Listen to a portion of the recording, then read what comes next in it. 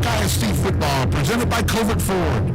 Now let's head to the field with Zach Epstein. Welcome everybody. It is football time in Texas. Super excited to bring you this one. My name is Zach Epstein, and I am going to be your commentator, play-by-play all year this year. And I'm joined today by my old coach, Coach Mickey Bouchong. Coach, introduce yourself a little bit. Tell us a little bit more about yourself.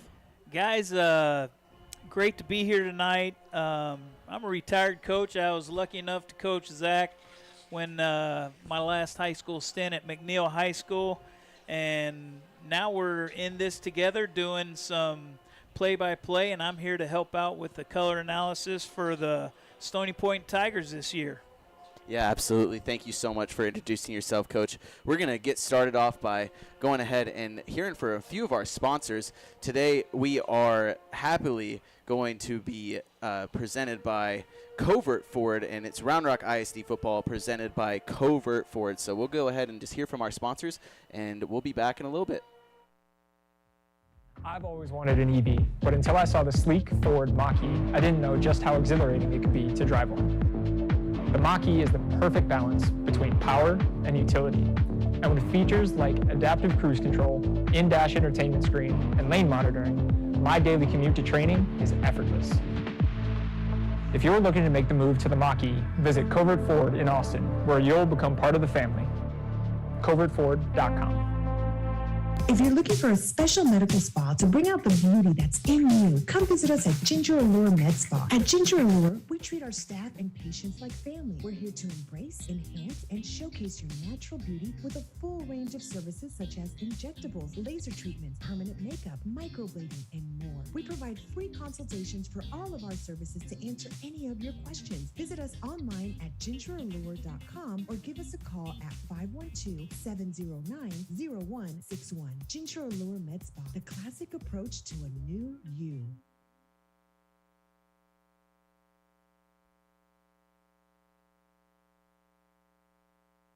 Are you looking for a little something extra to get your business noticed? At Ideal Signs, they specialize in custom signage and large format digital printing in a variety of media. Their in-house design department can work with you to create custom artwork to your specifications. They'll work with you to conceptualize, design, and produce any custom projects or idea that you might have. Call 512-930-7446 or visit signsforsports.com. Ideal Signs, family owned and operated since 1969.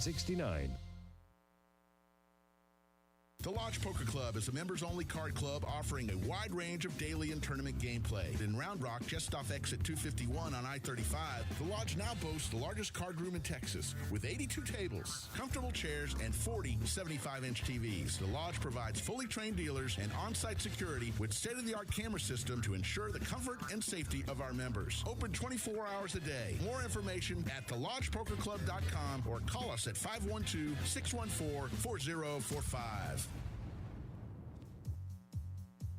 Visit Maze Street Boutique in Round Rock for all your shopping needs. Whether you're looking for a special gift or that perfect outfit that everyone will love, we have you covered.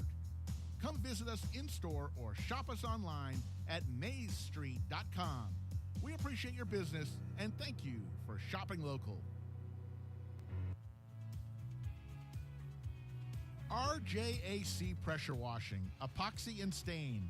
Veteran-owned and operated, serving Central Texas. For the last 10 years, residential and commercial services available, here for all your decorative flooring needs. Call us at 512-593-8567. That's 512-593-8567.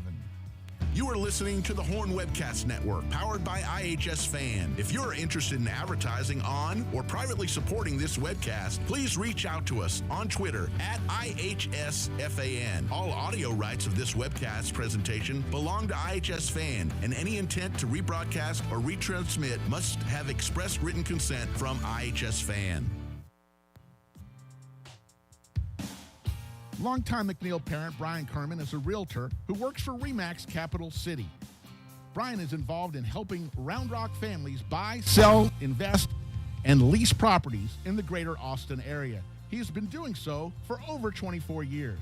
As a thank you to the community, he will be honored to donate $1,000 to your favorite booster club or other 501c3 if you use him and you close on a property. We hope you will contact Brian for all of your real estate needs at 512-921-4490 or at Brian Kerman at remax.net. Bush's Chicken is a proud supporter of area schools, athletic programs, and booster clubs. With stores in Cedar Park, Round Rock, Georgetown, both North and South Austin, and our newest store serving Pflugerville and Hutto. Bush's serves the Texas standard in real hand-battered fried chicken and crispy tenders, tasty rolls, and that famous Bush's sweet tea. Bush's Chicken, proud supporter of area schools, athletic programs, and booster clubs. The Texas standard, Bush's Chicken. It's good, good, good.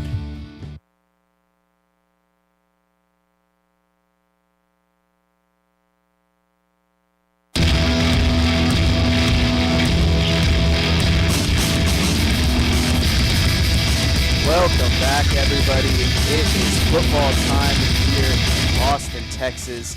Really, really great to be around once again, for my second season with iHSFAN. I was with Glenn Grizzlies last year, 2 years ago actually, and so we're about to get started and kicked off down here at House Park. It is a cool 102 degrees outside. We are enjoying this absolutely beautiful start to the new season. And Coach, as a former coach, you definitely were involved in a lot of the game plan and everything that goes into creating the season.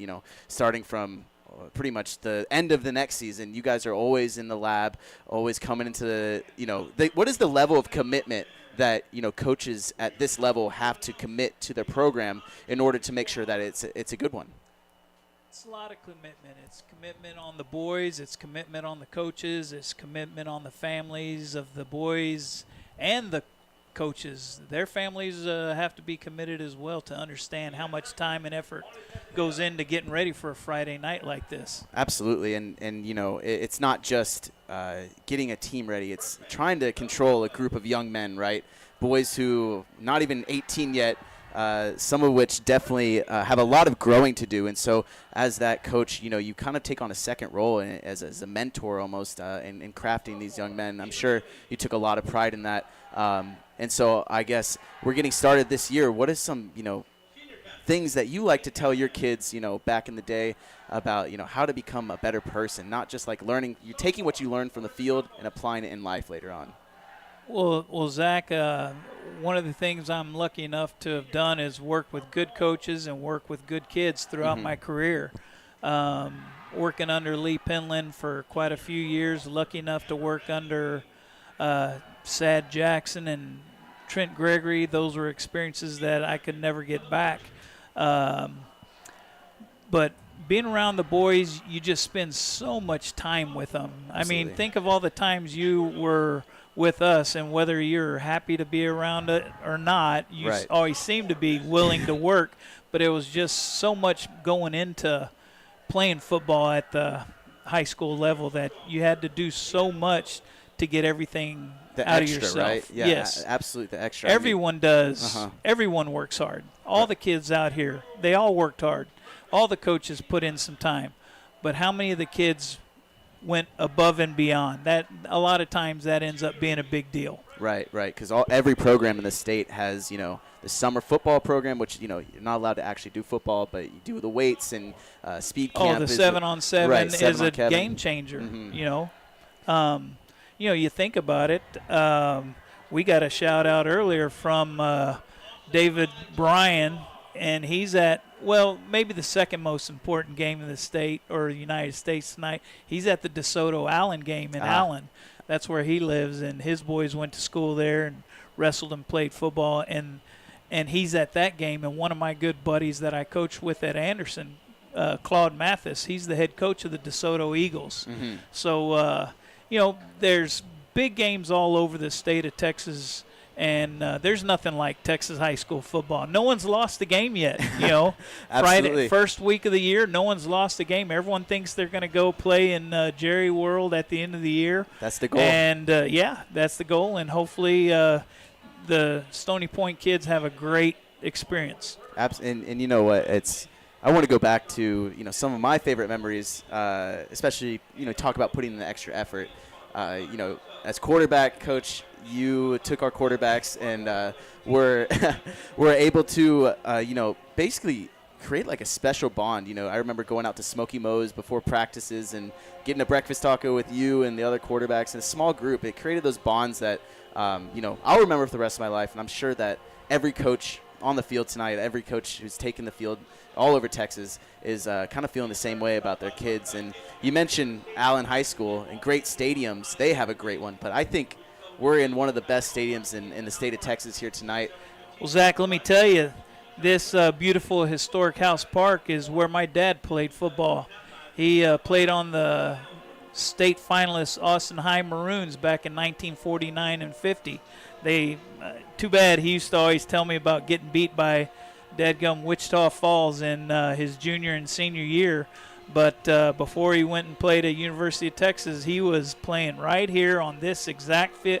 Okay, so there wasn't turf. Right. Let's make sure we're clear about that. Everyone's clear on that. But he played in this field back in 49 and 50. Yeah, a historic stadium. I think, is dedicated to, reading on the scoreboard right now, honoring Austin High School students in World War II.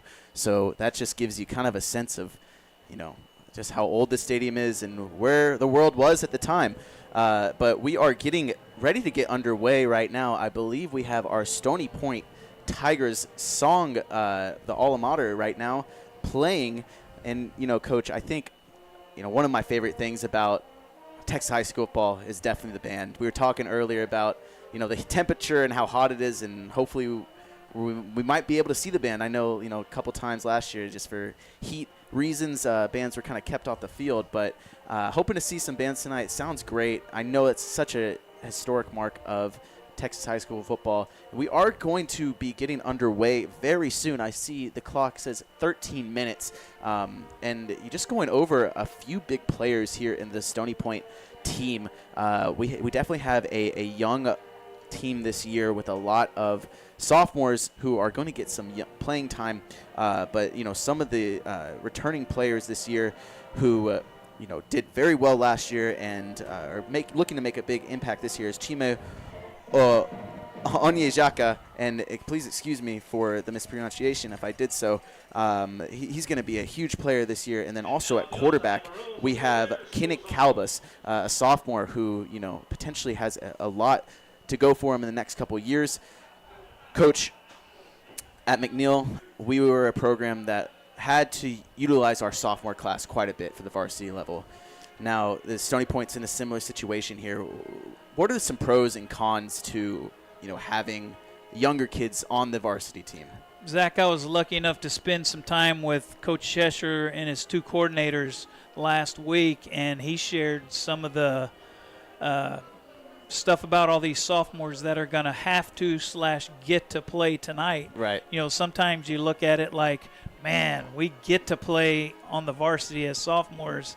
And then sometimes after a Friday night or at halftime, they're thinking to themselves, holy smokes, we have to play. We don't get to play. We have to play. Right. But a lot of times, Zach, it's a numbers deal. Mm-hmm. If you don't have as many kids out in your program, a lot of times your best kids who are going to help you be successful on Friday nights might be sophomores, and if that's the case, that's who you're gonna roll with. Absolutely. And some of it just goes down to also the effort level that these sophomores have to put in as well. You mentioned kind of having to play.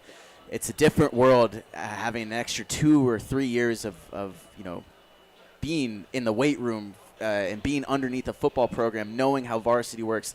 It's a different story, and I'm sure tomorrow on Saturdays, they're going to feel it. They'll know. They'll know they've been in a little different thing. They're not it's not freshman game to where they're playing other kids that age.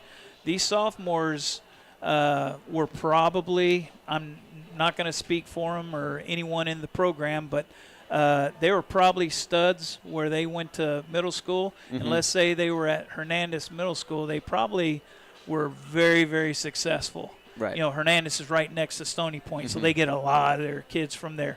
But they're probably very successful in middle school, and then they're next in line to be real good. And Stony Point, people sometimes forget, there was a run where Stony Point was one of the top 5 programs in the state of Texas, literally one of the best programs in the state of Texas when Coach Cheshire got there and finally turned the corner in year 3 or 4. I think it was his 4th year when they made that first deep run, he had said. But, yeah, they were state semifinalists numerous years. Yep. And, they're thinking they can get some of that back with this group of sophomores. And hopefully, like you had said, what are some of the positives and negatives? You have to get them there.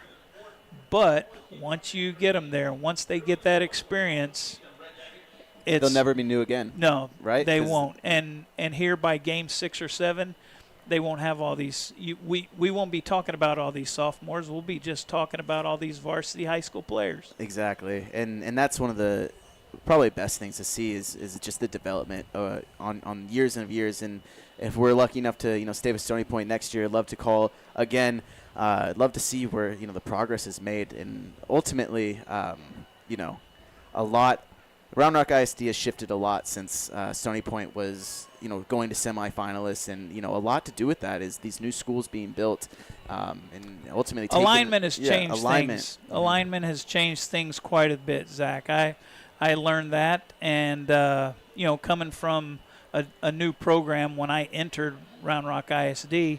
I didn't know anything about anything. I knew some of the coaches, and I knew which programs. But when you come from Hutto and you go to Round Rock, one of the high schools, it's not one of the things – you don't know the ins and outs. Why was this team really good for all these years and they've struggled lately? You don't know that until you find out the dynamics and the logistics of, what? There's a new group of kids going to our school. It's not the same kids. Someone's got to find room for all those kids from Cedar Ridge. Right. You and I were talking about Deuce Vaughn. Where would he have been playing high school football had it not been for there? I don't know. Exactly. But he would have made someone a lot better, don't you think?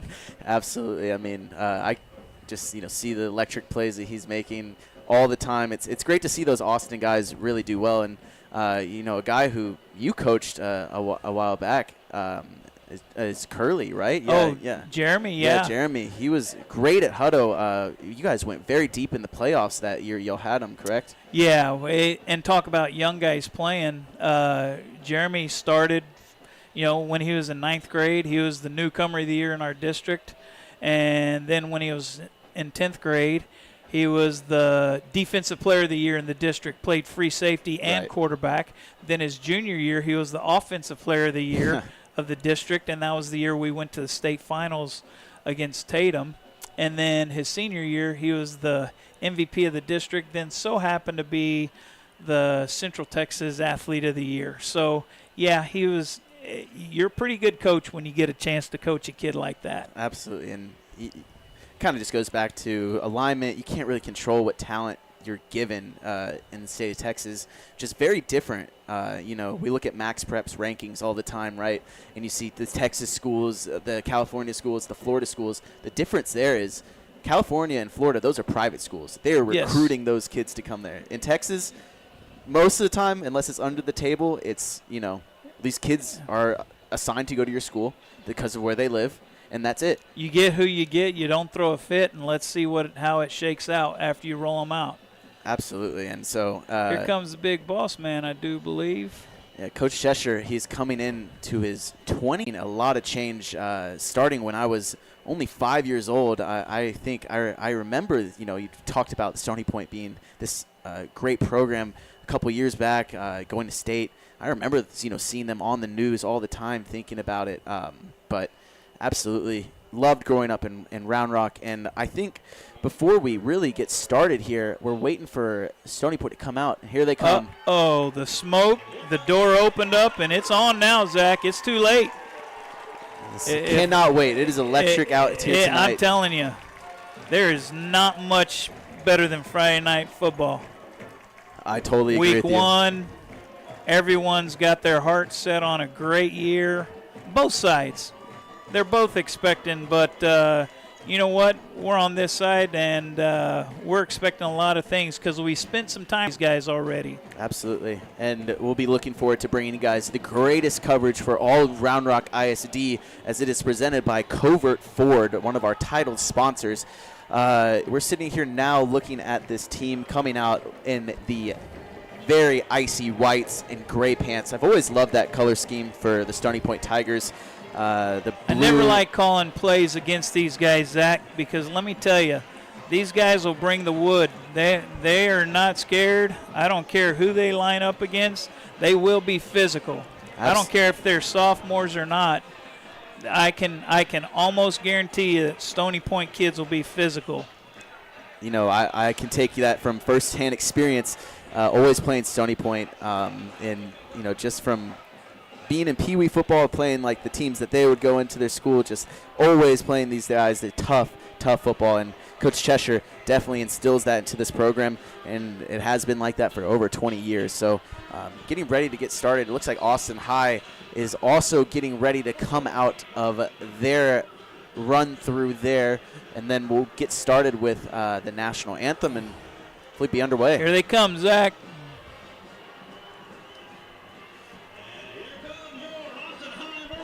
Zach, you know, Tuesday evening, Mr. Epstein and Mr. Powers, they both picked the Stony Point Tigers to come out victorious tonight. So we're going to see what their prediction comes true or not. Prediction skills are like. And we do have a good, like I said, some good people returning from this last year's team.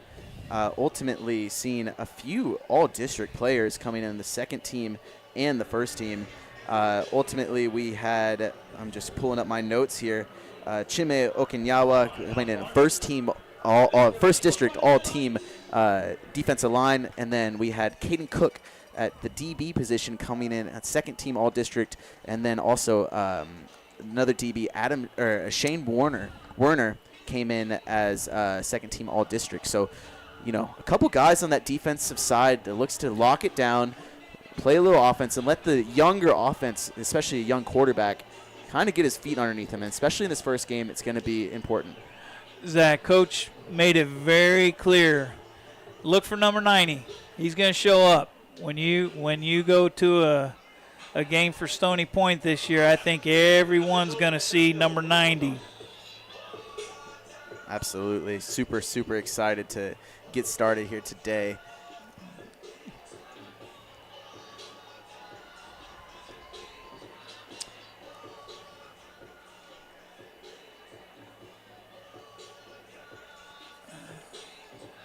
Coach, as we about to get started here, you know, would you script your first couple plays that you had, or would you come out as offensive coordinator and just see what the defense gave you and then decide after that?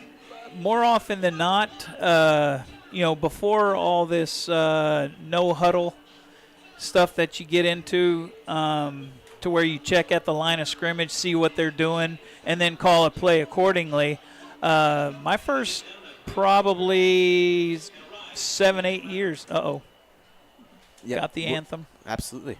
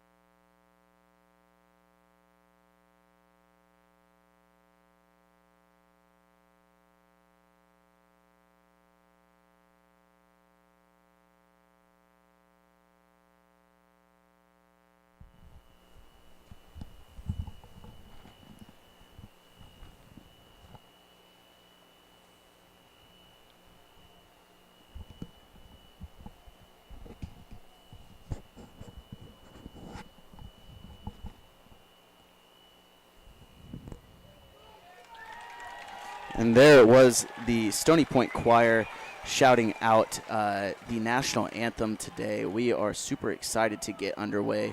Just a few more minutes until football season gets underway here in Austin, Texas. And it looks like we have the captains walking out for us, going to let us know who is receiving and who will be kicking off tonight. It looks like coming out for us today, we have number 19, Willie Freeman, number 34, Colin Littlepage, number 66, Scott Mazzell. And then I missed one more in there. Can't see their numbers now. 45, yes, Owen Lambert, our captains tonight. And then from the other side, we have Austin High, have number 12, Wilder Davenport, number 2, Trent Gray, number 65, Jack Bisson, and Will Healer. And we're waiting for the call.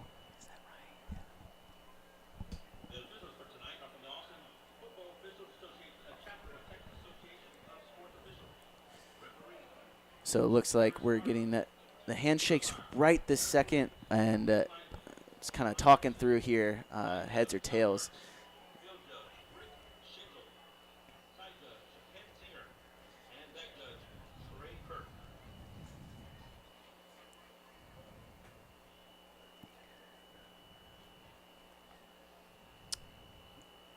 Coins up and see where we go. Looks like the choice is going to go to them. Stony Point won the toss and has elected to defer. It looks like they will be kicking off to start this half and will be receiving in the second half. So we get to see this defense that returns 3 all-district players first. Coach, I'm really excited to see number 90, Chime Onjaka. Can't wait to see him play, Zach, and I'm looking forward as well. I hear a lot of talk about their sophomore middle linebacker, and I can't wait to see him go. Absolutely. And looks like we have for Stony Point on defense, kicking off is number 35. Number 35 is Noah Lopez. He will be kicking off for us today. And then we have our kickoff team ready to get going here. Kicking off from the 40. And, Coach, we saw a lot of squib kicks in pre-games. Not sure if that's what we'll be seeing right now, but just on the lookout for it. And so as we get started here tonight, it is a beautiful, beautiful day here in Austin, Texas, 101 degrees. We have Stony Point versus Austin High. Stony Point is in the white and gray pants. Austin High in the black and maroon tops. Black helmets. Black tops and maroon helmets, apologies there. And we're awaiting kickoff. As you can tell, the anticipation is rising. Here comes the kick from Noah Lopez. It's a booming kick. Number 1, Bryson Batts decides to take a knee in the end zone. So we'll get to see our first shot, like we're saying. Coach, we kind of got interrupted there, but thinking about Austin High coming out for their first drive, are you thinking to install a quick game plan, or are you kind of waiting for the offense to kind of look and see what the defense is giving them? Well, because they have so many guys back, I bet you they know what they're trying to come out and do, Zach. Absolutely. And looks like we have Austin High coming back, and number 12 is their quarterback, Wilder Davenport. And at running back, we have number 33, Anthony Rodriguez. A deep pass. Picked off! It's picked off by number 3, Shane Werner. And he's back. He's taking all the way to the 20, and he's tackled at the 15-yard line. A huge play to get started for the Stony Point defense. Coach, that is electric. What do you see there? You just asked what they're going to do to come out, and I guarantee Coach Cheshire couldn't have asked for anything more exciting to happen right there. Great play by number 3. Ball was underthrown a little bit, and he reacted and made a good play on the ball. Even had a great return. Down to the 14, positive 14 to get this season going for the Tigers. Yeah, you couldn't ask for better field position right now. And so we have number 5 quarterback Kenneth Calabas, and then joining him in the backfield, it looks like we have number 21, Andrew Hill, or Aaron Bolton, apologies.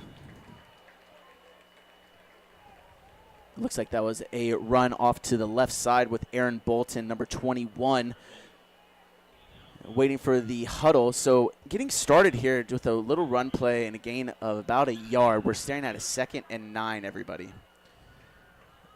Got Twins left with the receiver split out to the right as well. Handoff left. And that got stuffed for a 0-yard gain. Zach, they're going to have to do a little more up front, get a little more push than that right there. Austin High did a great job playing that up front. Yeah, and typically, in the beginning of games, we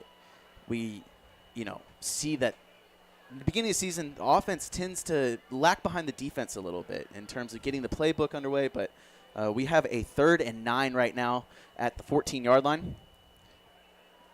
Kinnick drops back to pass. No, it hits number 14 wide open, Tristan Rhymes, and he walks in for the end zone. They're signaling touchdown, but there is some dirty laundry on the field.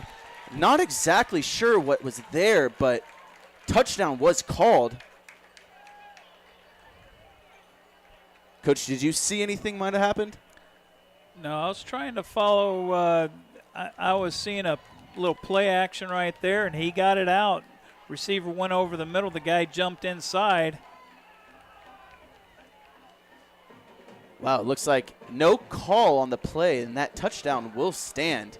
So great start for the Stony Point offense, getting a gift from their defense starting on their own 14-yard line, and now about to kick an extra point through. And to get started, we're barely a minute 30 in at 10 minutes and 39 seconds. So Noah Lopez will be kicking right now. Coach, a little more comforting with a bunch of sophomores out there when you do something like that real quick, huh, Zach? Get up on the board early. Don't play from behind. Get a little confidence. Exactly. So here we go.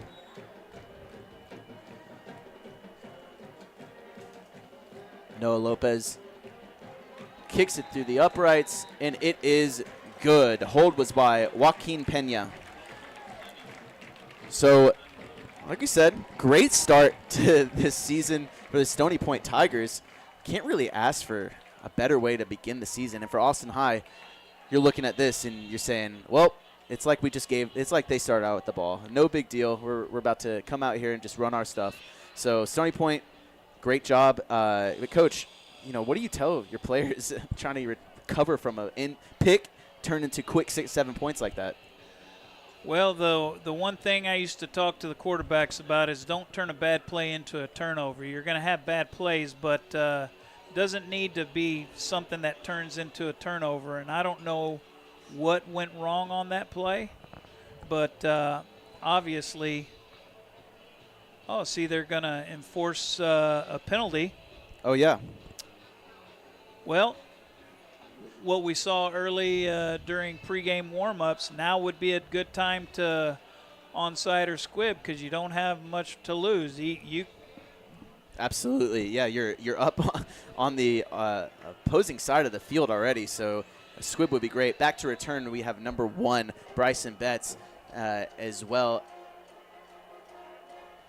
And a booming kick. That one's going straight in the end zone. And the other returner there was Christian Rector. So, Coach, a big punt, great field position, score. Minute 39 in, so we're looking at Austin High here. And you just mentioned don't turn a bad play into a turnover. Turnovers are killer, especially in high school football. Almost like if you don't turn the ball over, you have a good shot of winning the game. Ball security is a huge thing. What do you, Well, it just takes one of your chances to score. And the way offenses are wide open nowadays, a lot of offenses, there's not much 3 yards in a cloud of dust. Right. And looks like number 1 taking the ball outside. That's Bryson Batts. And he's still not going down. A 8-yard gain here. It might be enough for the first down, actually. It looks like that was a great run. It was a great run. did not stop at the first sign of tackle and was able to bounce off. So he's definitely the player to look out for on this Austin offense. And it was not enough to move the chains. 2nd down and 9. And Austin High checks their wristbands. It looks like all their players have one. Looking out, we have trips right and a single receiver out to the left side. Another handoff to Bats. Oh, he does a little dance move. And just gets enough for the first down here. So it is first down at the, I think, the 37-yard line. They're moving quick here, Coach. Yeah, they are. They're going to speed things up as they get a little – after they get a little something going, it looks like they're going to try and speed things up, Zach. Absolutely. And I see Stony points in their traditional 4-man front. Back to pass. He takes off and runs. Got a wide open lane. Wilder down, slides down. A tackle by Ha-Sung Yang. You know, that just wide open. They had 4 receivers out there. Looks like they just sent him, and quarterback decided to just tuck it and run. Yeah, when those defenders run off in man coverage and their back is to you, and if you can get going, there's not much there to stop you. And at this that showed up. High school level, you know, quarterbacks are typically very mobile. Even if they're a pro-style quarterback, still they can be mobile in high school. Wilder tucks it and keeps it, looks for the outside corner, and is taken down by Adam Martinez, or not Adam Martinez, apologies on the call.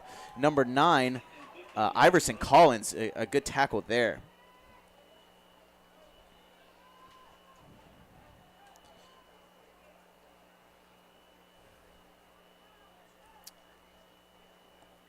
And looks like Austin High is trying to get the call in, and we might have a few players here who could potentially be playing on both sides of the ball. You know, they're in a bunch set right here, Zach. They're in a bunch set to the right and split end to the left.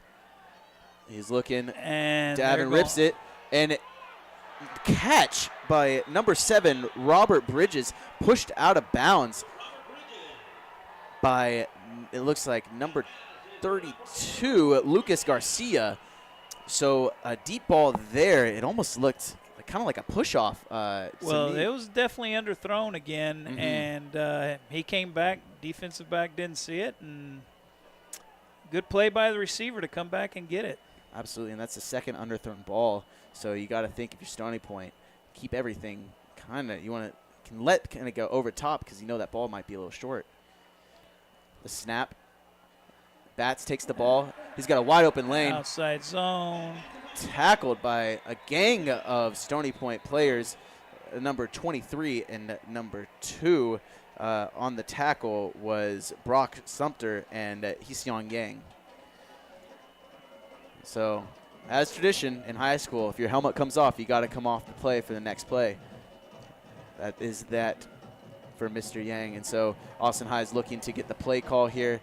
And Zach, I can tell you they've moved number 11 around almost every play. He's in a different spot. He's been out. He's been split out. He's in the slot now. He was in the tight slot earlier, and he was a tight end as well. A deke pass caught, tackled by number 41. It looks like Eric Spencer, and that is enough to get about 5 yards. So we got 2nd and 5 here. And, yeah, number 11, you called him out just a second ago, Coach. Tight end, Nelson Wright. I wonder if he has any relation to Charlie Wright over at UT right now in the quarterback room. Good call. I don't native know as that, well. but yes, he is. But they ask him to do a lot. He's the number 3 receiver, and got trips right now with a close receiver put on him the in left motion. side. Davenport back to pass. Oh, looks like he escapes the pocket and is tucking and run. Bowls over a few defenders and brought down by Jordan Garcia. So there he is, taking off a run. Not sure if he didn't see anything open there, Coach. Good defense by the Stony Point secondary.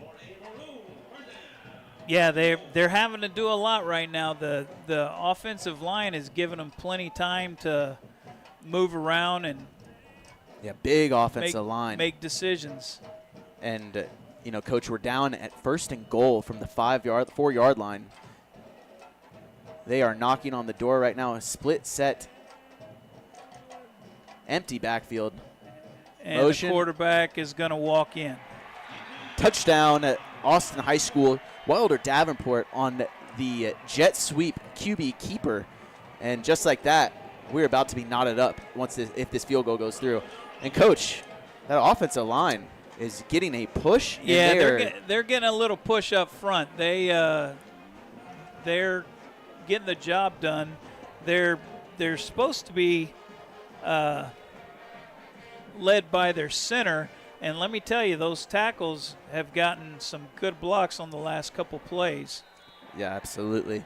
Big interior there. We can tell they're taking up some pixels on our screen, some width, but gotta feed the big boys. It's always nice, Coach. Team dinners are a huge thing for the high school, especially varsity level. I remember my parents were nice enough to have all 50 of our MacLeod boys over one night for some food. And, those big boys, they can eat, especially the offense and defensive linemen. That's something great. And just absolutely beautiful setting here. We got a sunset over the hills in Austin, Texas. Downtown skyline is to our left. And, we are in the heart and center of it all. Such a vibrant city and very close to DKR, which will be jam-packed in 2 weeks. Now we're kind of settled in, Coach, right? It's a little bit in the game. Both teams are about to settle in. It's the beginning. Quarterback, or whether it was him or the receiver, has an issue. Stony Point gets a pick, runs it down. They go down, punch it in. Penalty, get good field position. And then Austin High just methodically ran right at him, had that good situation happen with the underthrown ball.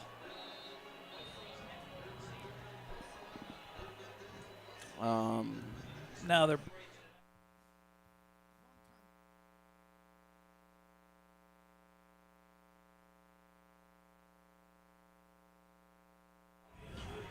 apologies, folks. Number 3 is Shane Warner, and 21, Aaron Bolton. Looks like they're going to be the deep guys. Looks like we are, apologies here, folks. We are about to get ready for kickoff. It looks like our feed for our camera has unfortunately stopped. It looks like it's not really an issue on our end. I'm trying to figure out what's going on, so just bear with us. We're going to commentate through the airwaves and hope that our stream kind of gets back underway. But yeah,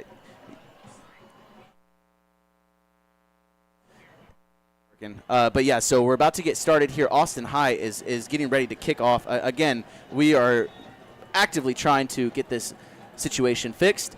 And here is the kick. Right. Return. Oh, and he drops the return. It's number 3, Shane Werner. He takes the ball, though, and was able to get to the 15-yard line after what seemingly could have been a bad play. But I did see a flag. Yes, I do see a flag back at the 30-yard line where the kickoff was taken. So looking there. Marmolejo had a good hit right there for the Maroons. It looked like that was getting ready to open up, and he said, no, I'm going to close this hole right here.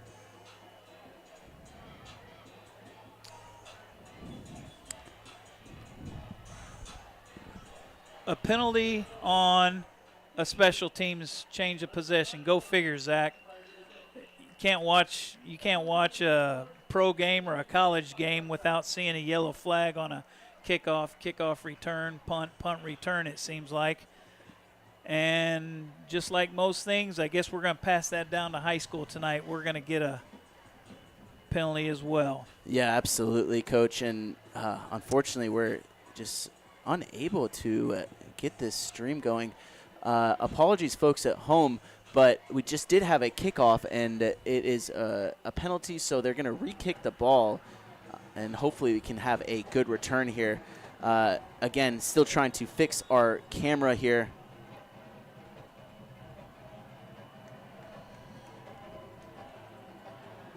So kickoff right here by number 22 from Austin High, or number 27, James Peterson. And looks like number 3 from Stony Point, Shane Warner, takes the ball to the 30-yard line. A great return. Showed us almost a burst of electricity there in terms of popping that one for a deep one. He hit a crease, and it looked like it was going to be really good. And they still got great position. They're going to start on their own 31-yard line, it looks like. They're going to be trips right, split to the left.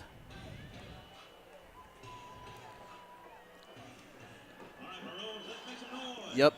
Trips right, split to the left, and it looks like the handoff, QB keeper,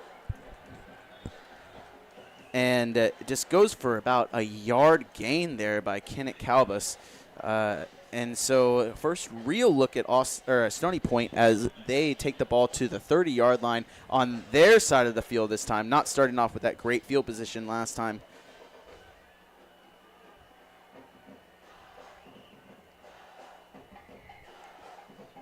And Austin High is in a 4-man front here with trips to the right for Stony Point, and a quick pass to number 18 for Stony Point, or number 19, Willie Freeman.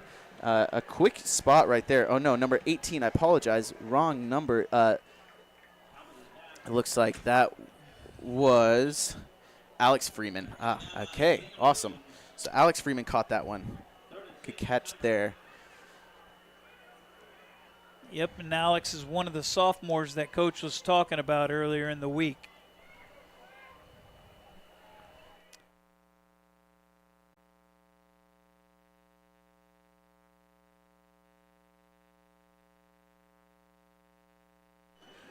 Split into the left. Yeah, one Coach, back. I think we are back here, everybody, with the stream.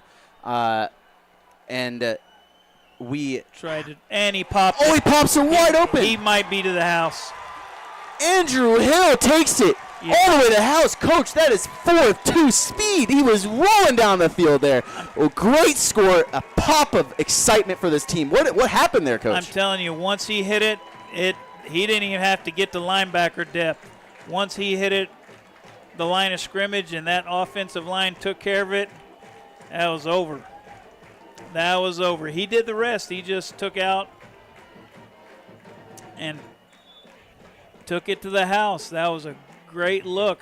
Yeah, and I'm glad we. What was that, a 61-yard run right there, maybe? 61, I believe so, and I think we were able to grab that on film just in time. So good job to the whole team there for Stony Point, able to, get some points on the board. And I need to update our scoreboard today, so the whole team. And it's good. So 14-7, Stony Point is up right now. Are we in for a shootout tonight, Zach? Are we in for a shootout? That's what I want to know. I think we might be in for a shootout here, Coach, especially since both these teams are on the board so quickly, and we still got 5 minutes left in this first quarter. Okay, I'm getting word from some of our viewers that we are up and running and all good. So take a second in that last drive. A couple plays by quarterback Calbus, and then, just finally a big hole opened up for Andrew Hill, and he just took it 61 yards all the way to the house. Great score right there. Yeah, I'm not going to say for sure, but I am pretty certain the offensive line's going to get a lot of credo to that touchdown right there, because once he split it, there was nothing there. Nothing there, yeah, absolutely, just wide open. And as we look for Noah Lopez to kick the ball off, we are super excited.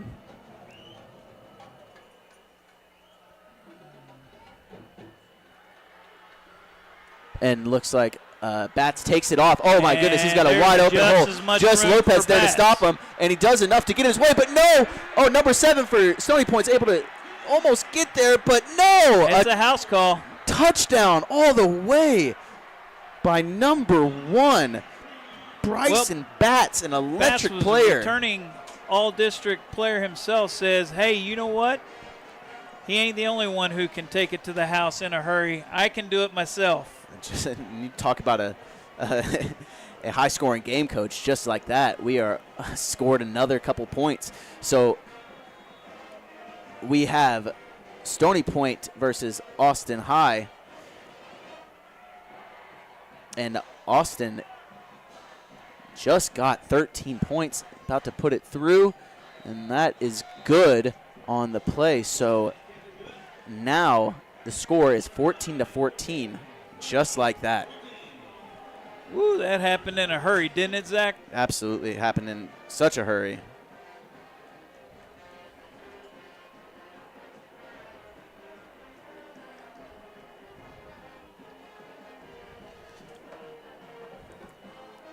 All right, let's see here. So, Coach. Well, if I was a stud returning all-district running back from Austin High, and I saw a kid go to the house for the other team, I might take it upon myself to get a little more excited than usual. And it looks like young Mr. Batts just said, "I'm out of here." Yeah, absolutely. And once he was gone, he was out the gate, and there was no one catching him. Nobody was catching him.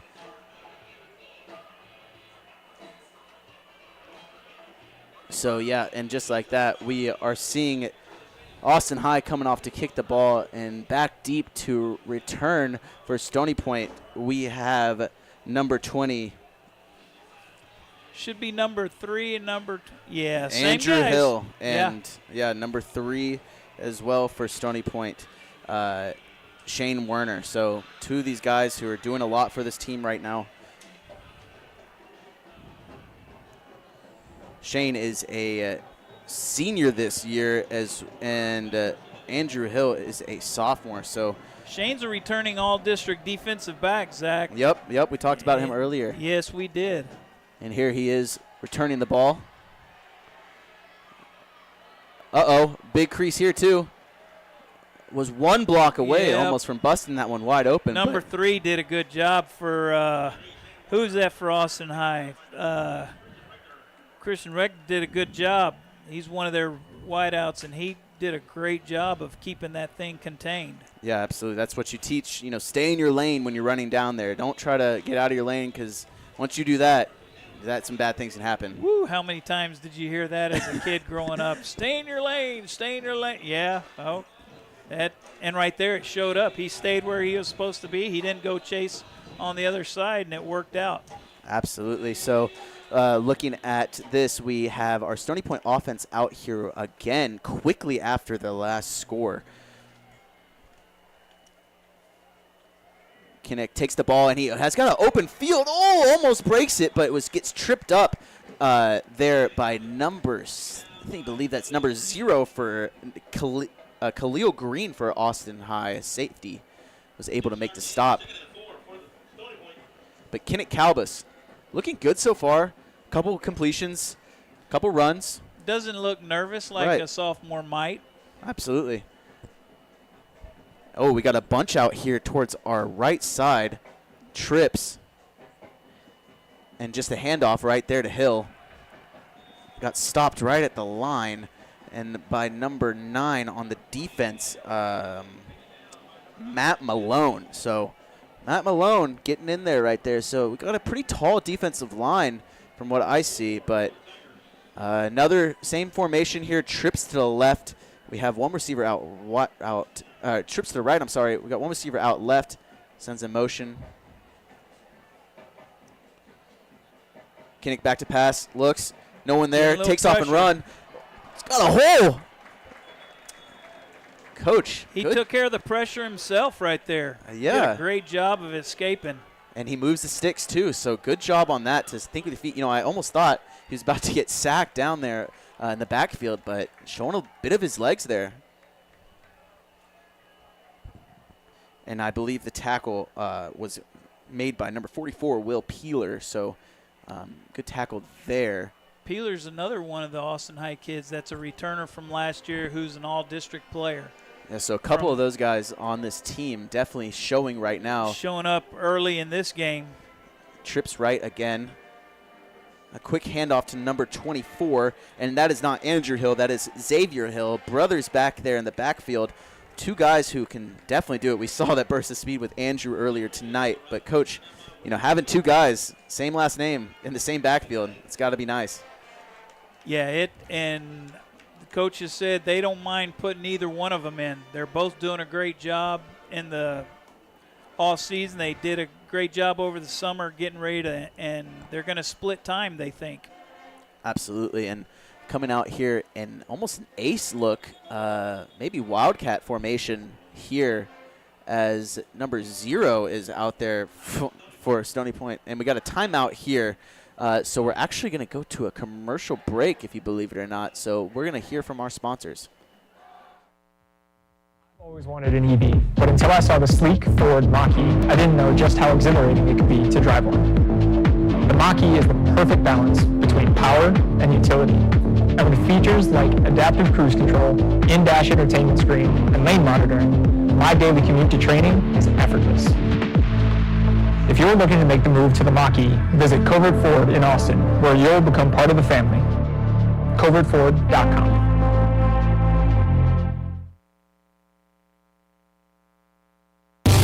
Bush's Chicken is a proud supporter of area schools, athletic programs, and booster clubs, with stores in Cedar Park, Round Rock, Georgetown, both North and South Austin, and our newest store serving Pflugerville and Hutto. Bush's serves the Texas standard in real hand-battered fried chicken and crispy tenders, tasty rolls, and that famous Bush's sweet tea. Back, everybody. We are back here in Austin, Texas, and Stony Point Tigers have a 2nd down and 8. Jet sweep here to Xavier Hill, down to the 40-yard line there.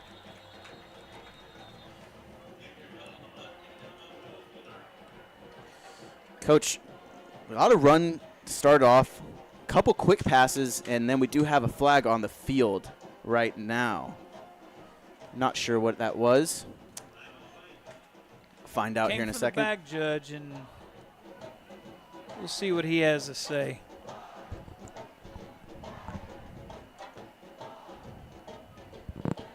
I miss the sound of the band playing, people in the stands. It's nice to be back. Friday Night Football, Zach. It's good stuff, man. Nothing like it.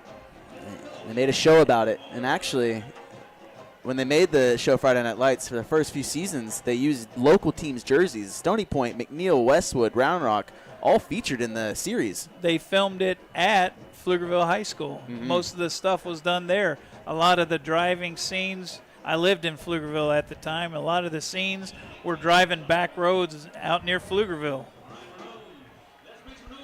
All right, so we have it looks like a holding on the play, so it will be 2nd down and about 15 here. Kinnick drops back to pass, doesn't seem to be open. Pocket collapse, gets out.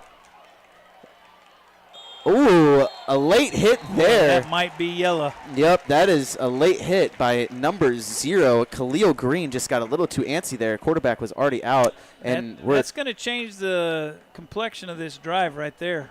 Oh, absolutely. About a 15-yard gain right here. And, Coach, Kinnick ran almost right into this fence right here. Close to the sidelines. They're jam-packed. Yeah, I am really impressed so far with what I'm seeing out of this sophomore quarterback. He's doing exactly what you said early on is don't make a bad play, a turnover. Yeah, the coach has said he's going to be a good one. Whether it's going to be this year, halfway through the year, not till his junior season, they said he's going to be special. So look forward to following him along. Yeah, look out for that, Tiger Nation. You got to remember, this kid doesn't even have his driver's license yet, most likely, which is crazy. So Kinnick in a 0 backfield right there. Takes it himself, gets a block, and it gets about 6 yards on the play on the QB keeper, design QB keeper. So the offense is a lot different than what we ran, Coach, with the inverted veer. Yeah, a little bit different. Most of my career, I was a triple option guy running midline and veer and speed option and stuff, but not a lot of that these days. No, you don't see that. And looks like Hill, another good run here. Xavier able to get the first down and a little bit more. Kept those legs churning. Sure like this running game, though. I'm not going to lie. Yeah, not too many passes yet. Every time, Kinnick kind of drops back, he makes a good decision, not trying to force anything, and takes off and runs. Well, he's not afraid to take off, that's for sure. Definitely has the legs, and I think that's something you see from your young athletic quarterback, being young, trying to use your legs a little bit more, not necessarily trusting the arm as much yet, but that will come. So he's taking off. Another handoff to Xavier Hill. Great blocking on the edge there by number 61. That was definitely a soft corner for him right there. That 44, he shows up again. That's Peeler, I do believe, yep, isn't it, that is Zach? Peeler, yeah, and Jackson Matcher on the block on the sealing the edge out there. You got a big offensive line. Go ahead and introduce a few of them for you today. So we have number 61, Jackson Matcher, I just mentioned. Number 55, Terrence Lackey. Number 62, Travis Nutt. Number 56, we have Looks Matthew like we may have a timeout Anugua, and I'm going to need some help with this last name, and apologies. But number 56, we do have Matt Nguano, and we are having another timeout here, so we're going to go to a quick commercial break. Special medical spa to bring out the beauty that's in you. Come visit us at Ginger Allure Med Spa. At Ginger Allure, we treat our staff and patients like family. We're here to embrace, enhance, and showcase your natural beauty with a full range of services such as injectables, laser treatments, permanent makeup, microblading, and more. We provide free consultations for all of our services to answer any of your questions. Visit us online at gingerallure.com or give us a call at 512-709-0161. Ginger Allure Med Spa, the classic approach to a new you. Are you looking for a little something extra to get your business noticed? At Ideal Signs, they specialize in custom signage and large format digital printing in a variety of media. Their in-house design department can work with you to create custom artwork to your specifications. They'll work with you to conceptualize, design, and produce any custom projects or idea that you might have. Call 512-930-7446 or visit signsforsports.com. Ideal Signs, family owned and operated since 1969.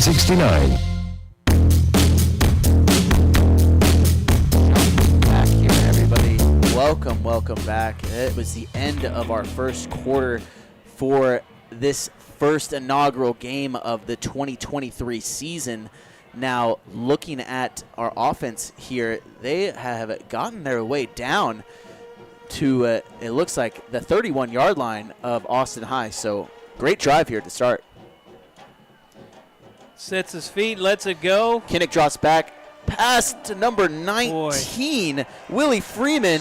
And Sorry I didn't follow that, but he got interfered with. Absolutely, yeah. Trent Gray on the coverage. The ball is a bit underthrown, which caused Willie to kind of come back to the ball, and Trent, just in the way, caused the pass interference. So pass interference on the goal line will give this team the ball right there, I believe, at probably about that half-inch mark.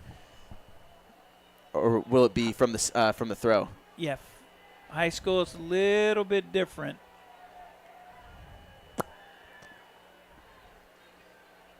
So we're just waiting on the spot here. Call is coming in from the sideline for Stony Point. They're using the hand signals here.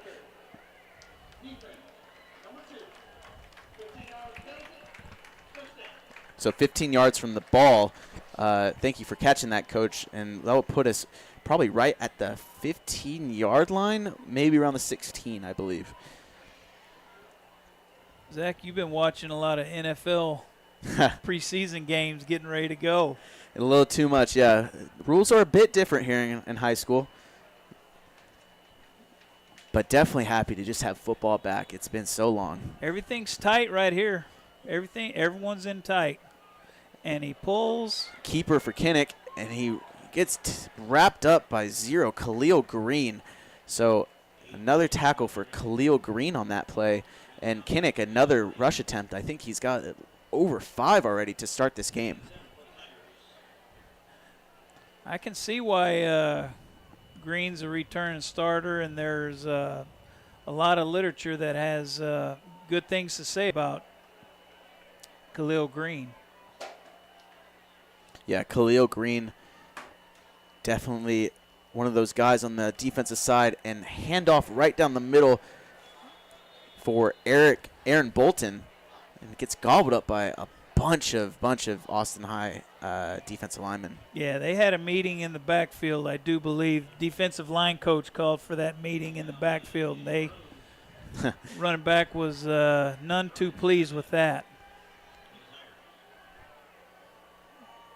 So setting the scene here, we have it looks like doubles, twins on each side, and Kinnick in the backfield with Aaron Bolton to the side. Kinnick drops back to pass, has a deep fade in the back of the end zone. Caught him, touchdown! And that was a great throw and catch. Tristan Rhymes on the reception, touchdown. And what do you know? A great throw by our sophomore quarterback. And that was a great ball. It stayed outside. That was a good-looking play right there. And what do you know? We ask about if it's going to be a shootout. Answered for sure. What a beautiful ball right in the back of the end zone. You couldn't really talk about throwing that one up any perfecter. And Noah Lopez on the kick almost gets blocked, but sneaks its way through for the extra point. And do have a flag on the field. But Coach, going back to that throw, I mean, that's how you teach it, right? You say you're not throwing to the receiver, you're throwing to a spot in the back of the end zone that only he can get to, right? Yeah, and you keep it outside. That way he's the only guy who can make the play on it. And that was a great ball, great catch. He beat him off the line. Good stuff for the Tigers. Yeah, absolutely. And you talk about beating him off the line. Tristan Rhymes took off down this field. A little bit of a hesitation by Kinnick to kind of throw off the defense, Kinnick Calbus, and then he delivers a beautiful, beautiful ball in the back of the end zone, caught by Tristan Rhymes. So that sets us up with 21-14 here with 10 minutes and 35 seconds left here in the game, in the first half. Apologies here. We're going to have Noah Lopez again kicking off and back to return. We'll have the man who just took one back to the end zone. Well, they flip sides, Zach. They flip sides.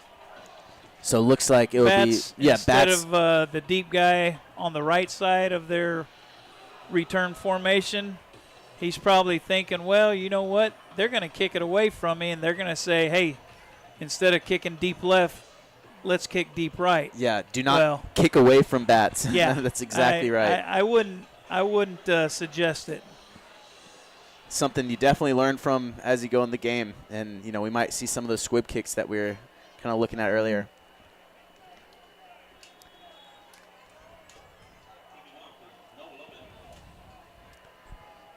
Noah Lopez walks up and boots it down the field. And we're off. Exactly right. Away from Bats.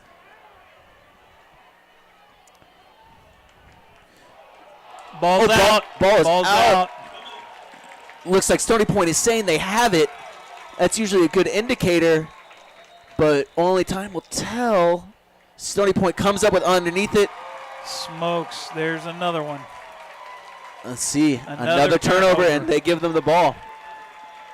Coach, almost in the exact same spot as they came up in the last time when they got the turnover. So, well, let's see if we can get the same result after a turnover. I'm telling you, the Austin High boys need to bow their neck and come up with a big stop here, because after the first turnover, I know it was the very beginning and all the adrenaline and all that stuff, but they really, really need to make a play right here, and don't let it go 28-14. Go ahead and make them try a field goal right here. That's make them try a field goal. That's what they're trying to get out with, and, you know, these guys are tired. They had a long drive before, you know, where they popped off a 61-yard touchdown, had, you know, their return man take it back for a touchdown, so they're right back on the field.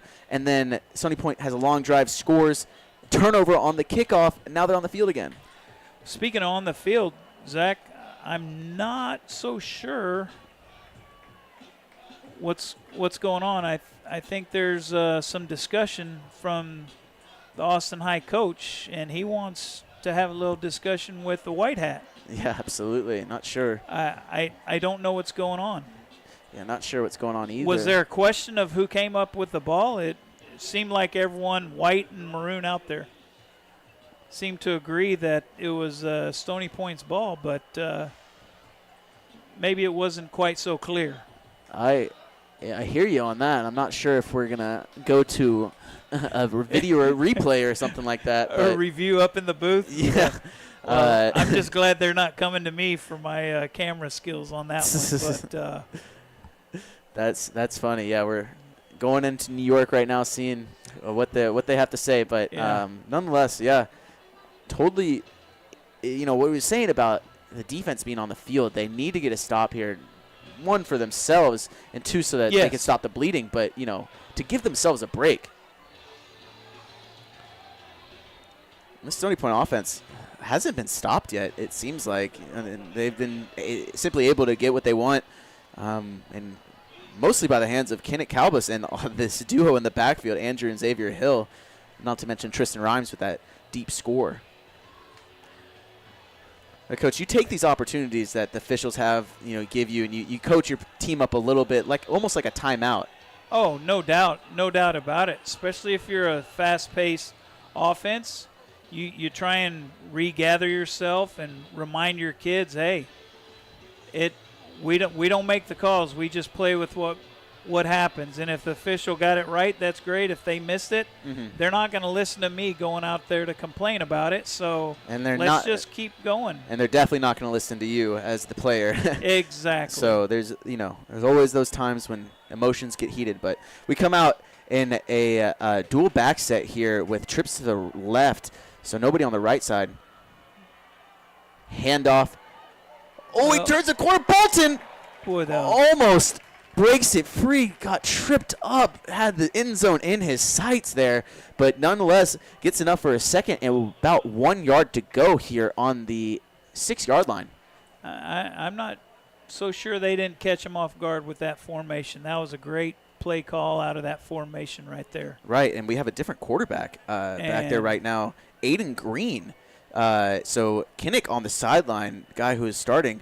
Not sure if this is more of a the snap goes over Green's head. He has to fall on it. Falls on it, and that's about a 20-yard loss on the play. Well, my guess is, there he goes. My guess is that's not Green's fault, guys. Let me tell you. No.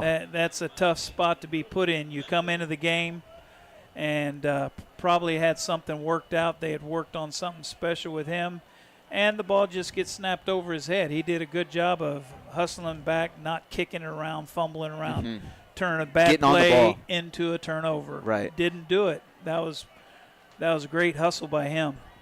So Kinnick back in the backfield here, quarterback lone position, empty. Slings a deep ball again, deep to Tristan Rhymes. He go up with it again. Oh, the ball comes out at the very end. It looked like he came down with it for a split second, but as he fell to the ground, it did pop out. Coach, another deep ball to Tristan Rhymes. That looks like their deep ball threat right now. They're not afraid to go to him, are they, Zach? No, and, that was a third down situation, so needed to do that. The marker was down at the 6-yard line or about the 5-yard line, so fourth down here, and Noah Lopez comes out to attempt his first field goal. Well, we just said Austin High need to not give up a touchdown and make them try and kick a field goal. This would be a huge play if they can keep them from scoring right here. Yeah, absolutely. Field goal shot from the 25-yard line. Deep. Looks like, wait on the call. It did not go through. From our angle, it looked like it might have, but officials rule did not go through. So Austin High steals one away from Stony Point and does not get any points on the board. But nonetheless, we get to see the Stony Point defense come out on the field.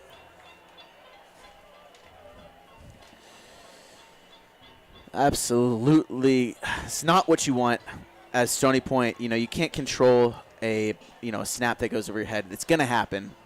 It's just the nature of it. First game especially.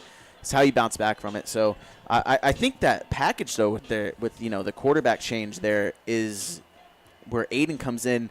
I believe that's for a just a running backfield. But anyways, we have our offense come back onto the field for Austin High. Wilder Davenport snaps the ball, hands it off to Bryson Batts. Bryson is taken down by number 25, maybe 26.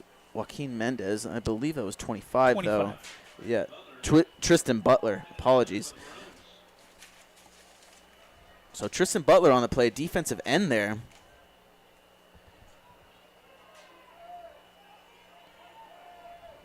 So Austin High comes out in a pistol formation. Hand off to Bats again. Gets an open field and tackle made by number 28.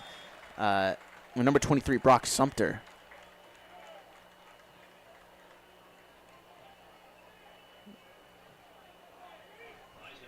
And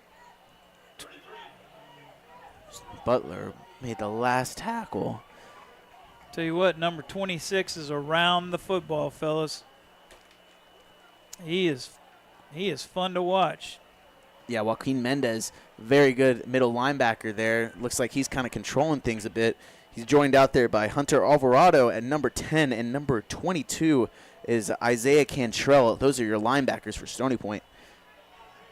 Davenport comes up to the line, and the officials come in with the whistle here. It is a delay of game call, so they'll be backing up 5 yards and making this a tougher 3rd and 8 situation instead of 3rd and 3.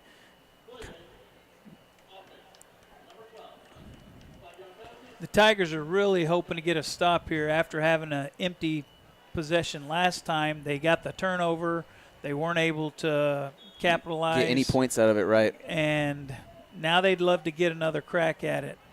So Austin High. Big stop right here is what they're looking for. And that's the thing with these calls. Sometimes they take a while to get in from the sidelines. That happened there. It caused a delay of game. But we have Austin High comes out in ace formation. 2 guys to each side. Sends number 11 in motion. Nelson Wright. Oh, drilled right, and the quarterback dropped back to pass. Davenport dropped back to pass, drilled the ball, and looks like number 10, Hunter Alvarado, was right there, almost made the interception, bounces off his body, and a Stony Point, Shane Werner, all-district, comes in and almost picks it off. And looks like we have our returners coming back for this 4th down situation. We got Shane back there, Shane Werner, as well as Aaron Bolton, who almost had that touchdown down here before it got called, before we got with that snap over the head situation. So may have a timeout. No, a flag on the play. A lot of whistles. Zach. It's kind of what we expect in the first game situation. A lot of whistles, a lot of mental mistakes, not being necessarily perfect yet. Those will go away. Talk about watching too much preseason NFL stuff. You hear about Tua going out there and giving all the reporters what a play sounds like and having them try and repeat it. And it's pretty much not going to happen to your regular Joe unless you're in the middle of it and really know what you're doing. So punt. Oh, and a drop punt by Bolton, and it looks like Austin High recovers, and it looks like the Maroons grabbed the ball. Number 18 was in on the recovery there, and that was Lawson Stouse.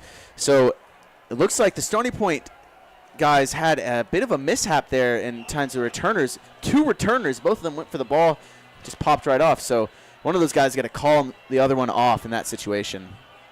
That's exactly it. A lot of teams will say you got to call it and say I got it. Well, when 2 guys say I got it, they're hearing got it. That's why we used to always say you and me. Mm-hmm.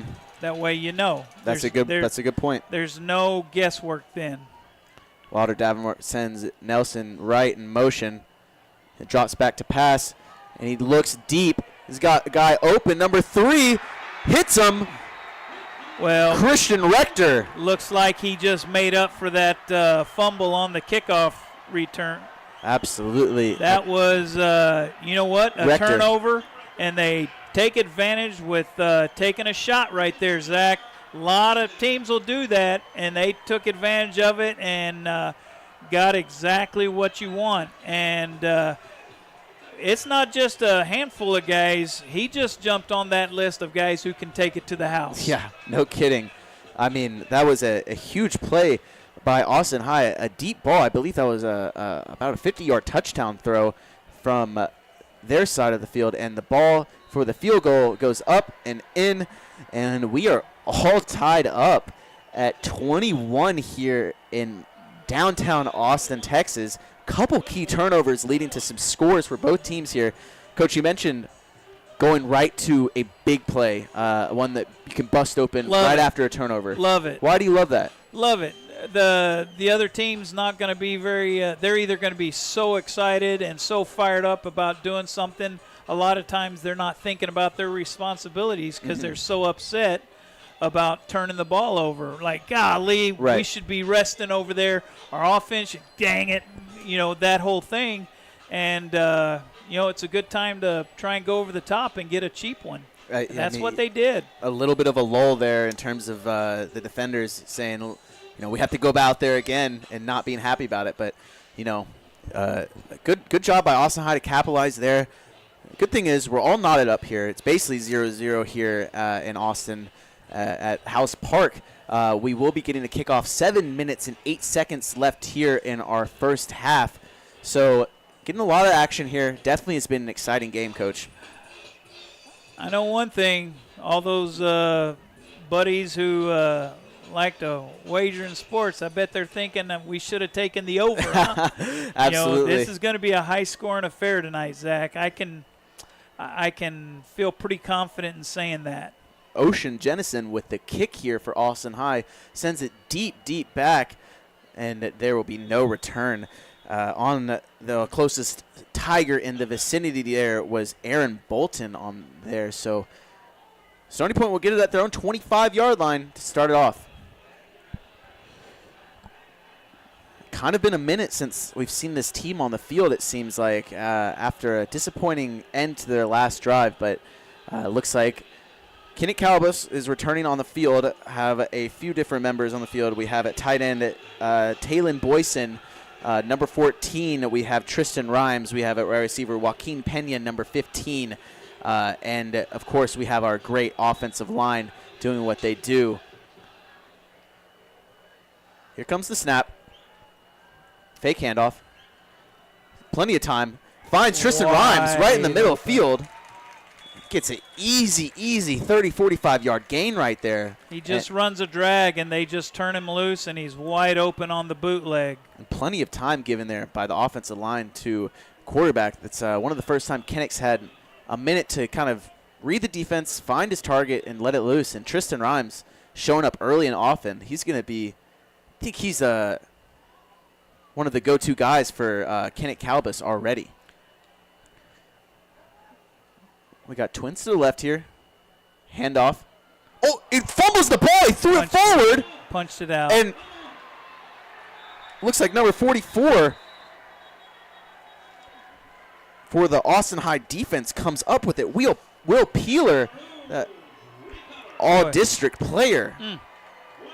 Just like that, 2 turnovers for this Stony Point Tiger team. Back-to-back. Well, the guys got to regroup right here, Zach. They need to start this thing like they started the game. There's nothing that says they can't turn it around and get things going back the way they need it. But right now, they're kind of on their heels a little bit. And that's completely natural. And it looks like we have a timeout here. So we'll go ahead and take a break here in a second. But absolutely some great stuff here from Austin High and House Park and Stony Point Tigers. We are going to cut to the break and hear from some of our great sponsors.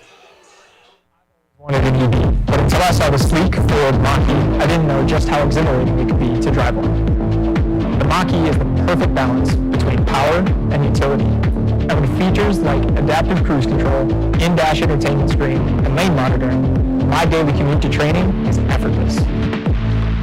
If you're looking to make the move to the Mach-E, visit Covert Ford in Austin, where you'll become part of the family. CovertFord.com.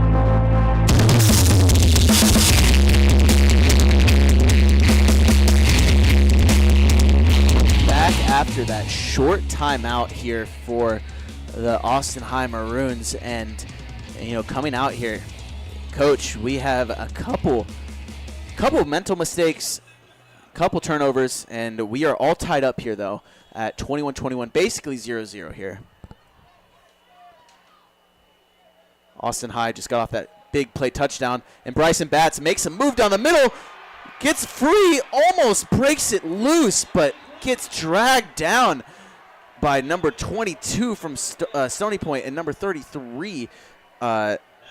That was Isaiah Cantrell and Elijah Ramos on the play there. So a big play by Bryson Batts. He's so electric. It seems like, anytime he touches the ball, it has a chance to go a distance. And it doesn't even look like it's not like he's sprinting from the very get-go. It's like he gets the ball and he's like, okay, I'm gone. Yeah, and exactly. when he makes that decision, he is pretty electric, like you said. We got trips to our right, handoff again to Batts. See, like right time. there, he runs over. Being a little physical right there, Zach. Gotta like it. Not expected from the smaller frame Bryson Batts, but he runs over a Stony Point defender and then finally gets tripped up right enough to give them the first down here at the 27-yard line. And Austin High is going quick, trying to get Stony Point on their heels. Yeah, not a big guy, Bryson Batts, but delivered the boom right there. Get the first down. Trips open here, one back. Handoff to Batts again, third straight one. And he's gobbled up in the middle of the field. And that's big old number 90, Chime Owenjaka, as well as number 50, Jordan Garcia, on the tackle. So a couple big players here holding down that middle for Stony Point. But that big offensive line for Austin High has been doing a good job.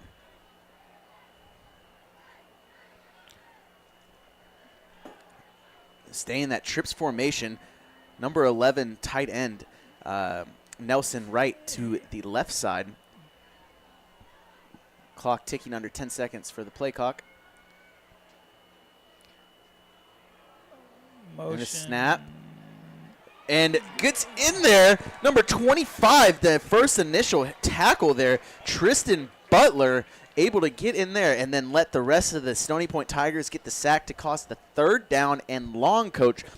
Big change right now in momentum. This is a huge play. You're right. Big change. They need to get a stop right here. And just like that, we have a timeout for Austin High, something they need to kind of discuss and go over. We'll quickly take a short break and be right back with you. Are you looking for a little something extra to get your business noticed? At Ideal Signs, they specialize in custom signage and large format digital printing in a variety of media. Their in-house design department can work with you to create custom artwork to your specifications. They'll work with you to conceptualize, design, and produce any custom projects or idea that you might have. Call 512-930-7446 or visit signsforsports.com. Ideal Signs, family owned and operated since 1969.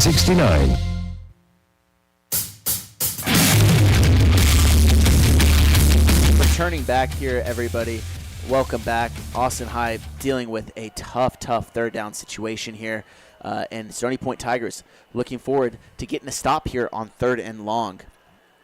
Zach, they're not just looking forward to it. They really need this. Just like earlier we said Austin High needed to get a stop after that turnover, and they did. Well, let's hope the Tigers will do the same. Almost gets there in the backfield and almost picked off, but it looks like it was caught by Bryson Batts. Not enough for the first down, but gets it close enough. So fourth down here for Austin High. Offense is staying on the field. May have a change here at quarterback. Nope, he's staying on the field. 4th and 4, Zach. This is a big play call here. Austin High is betting a lot right now that they can get this, and it probably has to do with the time left, under 5 minutes here in the second quarter. Maybe thinking they would not give Stony Point enough time to walk it down and score, but empty backfield have an interesting set here. T-back. They have a sniffer in there. Yeah, number 5. Ethan Henry, and taken by the quarterback. Not looks going to like get it. Stopped. That's the stop they needed right there. Absolutely great stop by Iverson Collins. gets in there for the stuff and prevents Austin High from continuing their long drive. So Stony Point gets the stop they need. Stops a little bit of bleeding in terms of momentum where they had 2 back-to-back turnovers. So now the offense, time to collect themselves, get back on the field.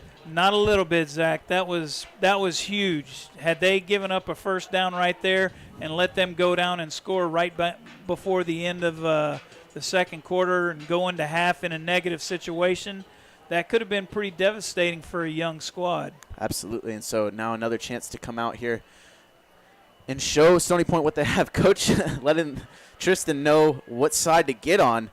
Pistol formation, twins to the right. Kenneth Calabas takes a snap, looks right, has a man wide open. Underthrown slightly. That was to Aaron Bolton. Good play design, though. Great call from the press box or the sideline, whatever. He's going to wish he has that one back. Yeah, he had that one back. He'd like to put a little bit of air under it, and that would have gone to the house, I'm telling you. Yeah, we'll see that play probably in a few weeks, and it looked like just a simple play action, show the ball, and then turn around, and he's right there. But we have a bunch formation here to our left side, split receiver out to the right. There's another that bootleg again. There's the drag finds again. Tristan. Shocker, drags wide open on bootleg. That's been going on since as long as I've been around football. Absolutely, and it's just that quick show the ball, spin around, and you got to roll out. And, Coach, I remember working on roll-out passes. Those are tough, especially as a kid. You know, it's all about the shoulders, I remember. Getting downhill. So we have a bunch formation split out now instead of being tight to the line. They're out to the left. Kinnick drops back, throws it to Tristan. Ooh. Blown up by number 2. Yeah, it could have been a dangerous throw. Just a quick, turn around and get the ball hitched. But defense right there. Trent Gray in on the deflection, as well as Khalil Green ranging over there. Zach, I can tell you one thing from watching this Maroon defense. I understand why number 44 is a returning all-district player. Yeah, you can definitely just tell Mr. Peeler's all over the place, and he has been everywhere tonight. Since Tristan and Rhymes in motion, flag on the play. Maybe false start. Yep, false start. We'll send him back. So just under 4 minutes to play, 3 minutes and 58 seconds here. Tigers facing a second and long, and kind of a situation where you might want to take some shots down the field here. Not maybe in this situation, but we're getting to that time where it's if they get a down first, the field quick. Yeah, if they get a first down right here, I could easily see that coming out, taking a shot. They took a shot on first down and tried to hit the back out of the backfield and deep throw, tough pass, catches it. Coach, that was an impressive throw. A good ball right there. I mean, Andrew Gomez, an insane catch, great catch, and way to get a foot down. But that is a upper level outside of the numbers throw, 10-yard out. That takes some serious arm strength to make that play. Yeah, that takes some moxie for the coordinator to call that play with a young kid like that. If he underthrows it the way ball on the ground. Oh no, another turnover here, and it just Aaron. Look who it is. Will Peeler. Shocker. And I think Stony Point was actually able to recover it, so avoids a turnover, gets the opportunity to punt the ball away here on 4th down. But I think that fumble isn't necessarily either the running back or a quarterback's fault. It's in the mesh right there that just happened. Yes, early on, being having a triple option background where we did that more than most. Mm-hmm. That's really, really important. And if you don't get the mesh right and you don't hand the ball to the running back where it's supposed to go, those things happen. Absolutely. And they can change the course of a game, and we're seeing it. And looks like Brock Sumter with the tackle there on Bryson Batts. So there's plenty of time, Zach, Yeah, and we got to get a stop right now. And they're not in the worst field position at their own 41 yard or their own 39-yard line. Yes. Their own 39-yard line. So Stony Point's defense being called upon again. This is a little bit more of a senior defense here. Got some all-district players returning, so definitely have that to look forward to. But Austin High coming out with a lot of confidence here as they went forward on 4th down last time. Did not get it, but showing that confidence. We've seen that a lot tonight. Nelson Wright in motion. And the handoff to number 33, Anthony Rodriguez. Gets up there for about 6 yards. So putting in a different running back here, Coach. Maybe saving Bryson's bat's legs for something else. But I don't know. I don't know why he's not out there right now. So, yeah, breather for the defense here. Maybe not have to deal with him, but we got twins to both sides. Quarterback takes the ball, almost gets sacked in the backfield, but escapes and is taken down by number 32, Lucas Garcia from Stony Point. Just enough to get the chains moved. And that was a great job by the quarterback of not taking a big loss right there. Yeah, getting tackled in the backfield. It was almost there, but just under 2 minutes now. The clock is rolling, so expect Austin High maybe to hurry up things a little bit here, maybe take some deep shots, but they're just definitely taking their time. 1 minute, 45 seconds now.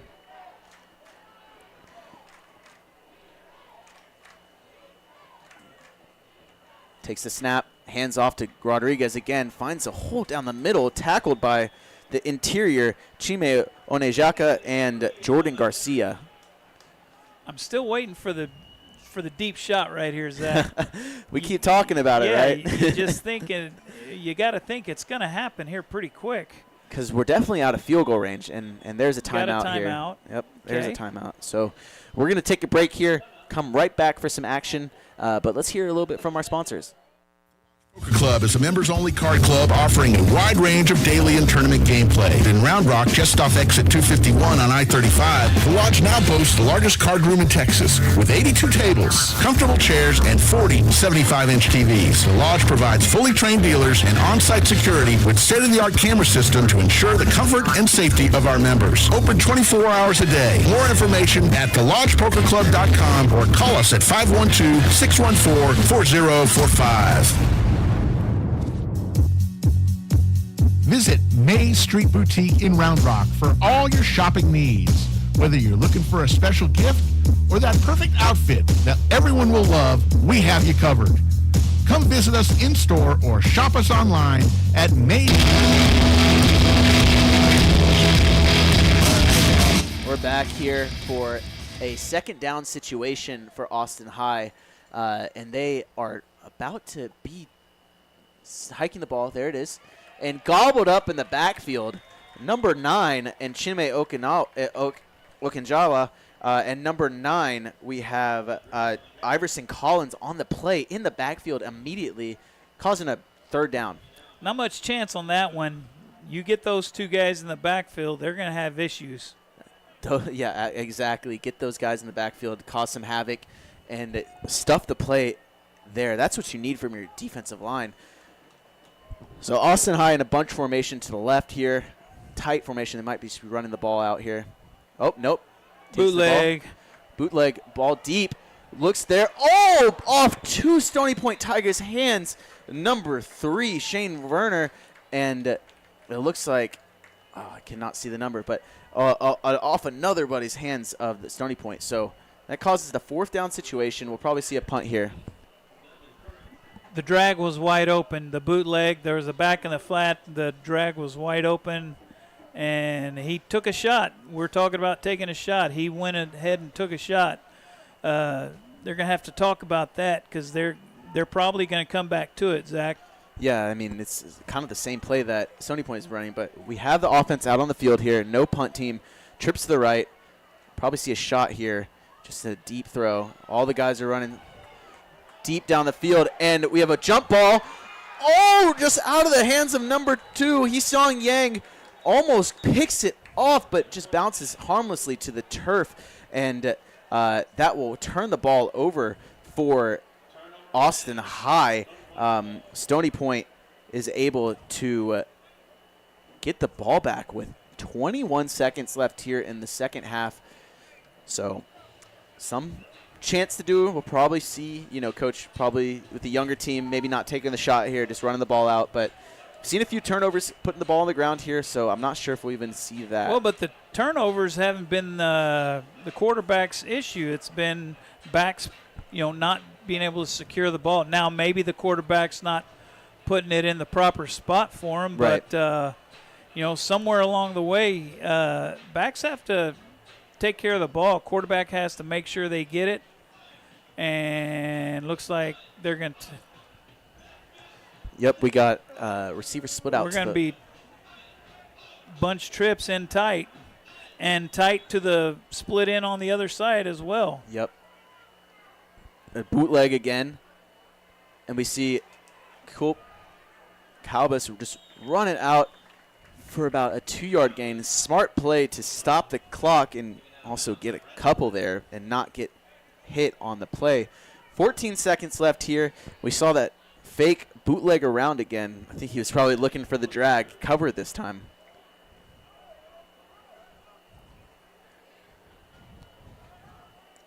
So looking at the Stony Point team here, we have ace situation, twins on both sides. See, running back to the left, snap, Calbus back, throws a beautiful ball, but it's a little too deep off the hands of Trent Gray, and intended, I think, for Tristan Rhymes, but he was nowhere in the area.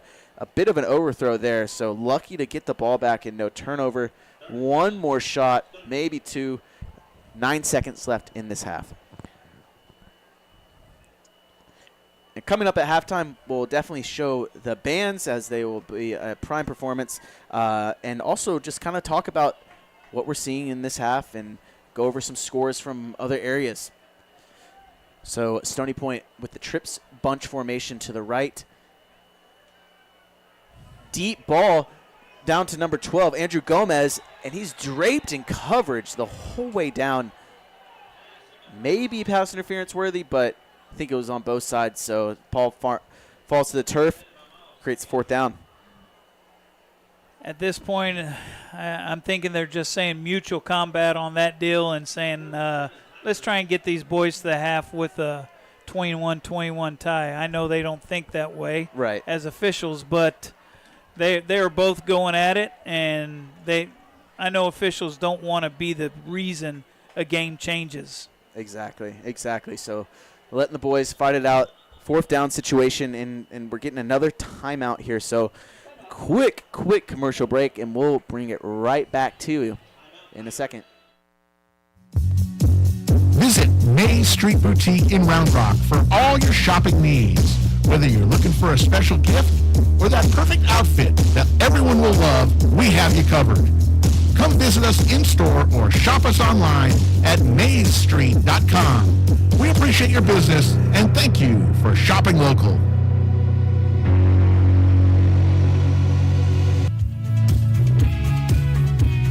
RJAC Pressure Washing, Epoxy and Stain, veteran owned and operated, serving Central Texas. For the last 10 years, residential and commercial services available, here for all your decorative flooring needs. Call us at 512-593-8567. That's 512-593-8567. Awesome, y'all. And thank you for our sponsors tonight. This Round Rock ISD football presented by Covert Ford. Kulbis draws back to pass. Another deep ball here, intended for number 19, Willie Freeman. So we do get a flag call here as time expires.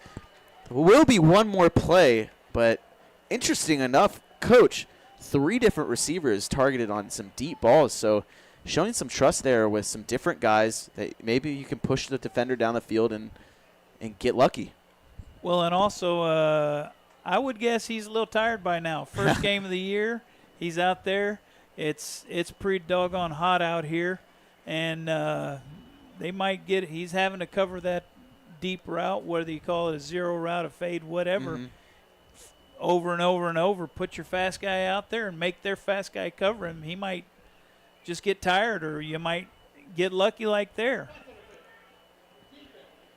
Yep. Pass interference on the defense, number 33.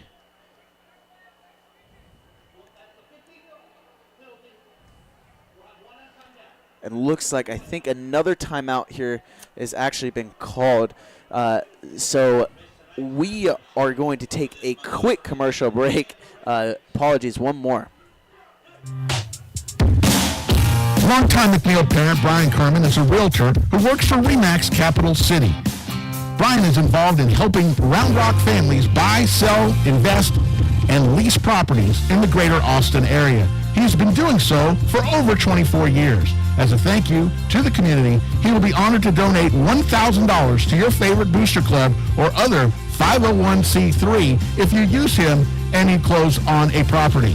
We hope you will contact Brian for all of your real estate needs at 512-921-4490 or at briankerman@remax.net. All right, y'all, back once again. Last play here before halftime, and we are tied here at 21-21. Kenneth Kulbus drops back to pass, has a defender in his face, dumps it off to Tristan Rhymes, who takes a big hit and delivers one down to the 25-yard line. And that'll take us to halftime. So, Coach, 21-21, we've seen a couple turnovers from both sides of the ball. That's to be expected. A few penalties. This is the first game of the season, and we're definitely seeing it. I am surprised that our offenses are performing at the high level that they are tonight. Like I said earlier, typically start off the season, offense takes a little bit longer to get going, in terms of getting everything in sync, making sure you have the right play calls, a lot more to mess up, whereas the defensive side, you're kind of waiting for that to happen in the first couple games and trying to capitalize off of it. So, Zach, you also have to think about the offenses being ahead and stuff. The offenses have been the reason we've had the turnovers. Right. So we've had that portion of it kind of come through to where the defenses have made big plays, set the offenses up for success. Mm-hmm. It wasn't a long, right, 8-play, 70-yard drive that got things going on the scoreboard for Stony Point. They pick it off right out of the gate, and they didn't have to do much. Right. They did what they needed to do, but it's not like it was a big drive or anything like that. No, and that totally makes sense. And I guess some of the big plays on defense, there were a couple, and one of these was even a special teams lapse. So getting all those things, trying to tune them up, get them all centered is very tough, especially first game of the year. So we have the Stony Point band and dance team here getting ready to go out for the first time this season and looking to put on a great performance. We're going to leave this on and kind of step away and let you guys enjoy the broadcast. But we'll make sure to be back to talk a little bit about some, scores that are going on in the area. But for now, we'll let it just kind of go out for these great students who have put in a lot of effort and a lot of time. Just like the football team, they've been out there just as much, getting ready, prepping for the season. Those long mornings and the mornings where you get dropped off 7 a.m., don't get out till 6 p.m. They're out there too. So we got to enjoy the work of all these these kids' hard work. But actually, while we have some time here, I do have some scores for us in the local area. So Cedar Ridge, another Round Rock ISD school, is playing Cedar Park right now, and they are down 15-0. Cedar Park is winning. Round Rock is playing Weiss, and Weiss right now is up 21-7. I think they're starting the third quarter there. Eastview and Westwood don't have a score update for y'all right now. It might still be 0-0. And then looking a little bit further out, we can probably see some more Zach, how can we do this without mentioning last night's Taco Shack Bowl? Oh, The yes. Anderson Trojans and the McCallum Knights. And Anderson won that game. That's a big deal for here. It's a way to start off the entire year for Austin ISD, and the Anderson Trojans got on the board with a big win early in the year. Yeah, it's truly a special game for Austin. Just in general, it starts off the year, and it really is a combination of everything that makes Austin great. Breakfast tacos, high school football. Like, what more can you ask for? I used to coach at Anderson for a few years, and I still remember this place being completely packed. And I was a secondary coach, and we had a kid by the name of Mike Meserol who absolutely took over a game, and we ended up beating them and went to the playoffs that year, and it was a big deal. It was the first time Anderson had beaten LBJ and Reagan in the same season. Oh, wow. And so it was a big deal. It was part of the mystique in my mind about House Park. Absolutely. And we are going to let you all enjoy the great work of these students here in a second, but we will be back with you guys here in about 15-20 minutes. Halftime has just started. The clock is just under 25 minutes until we kick off again for the second half, so we will leave it here for the next couple minutes, and we'll get it back to you as soon as we can.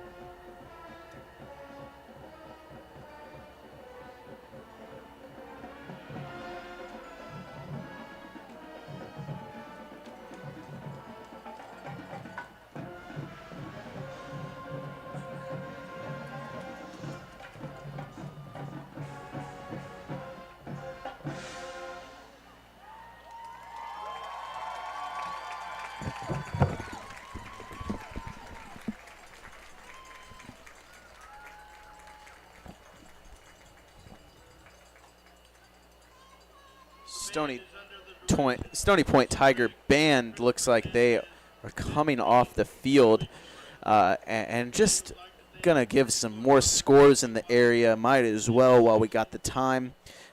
We are seeing that, in the Austin area, some of the Austin games, Pflugerville-Hendrickson is taking on the Belton Tigers, and they have finished a game. Belton won 35-27 in a game where Cedar Ridge was taking on the Austin Bowie Bulldogs. Vista Ridge, was able to edge out the Bulldogs 21-14. And just like we were talking about a second ago, Anderson Trojans versus McCallum Knights in the Taco Shack Bowl. The score of that game was 42-0.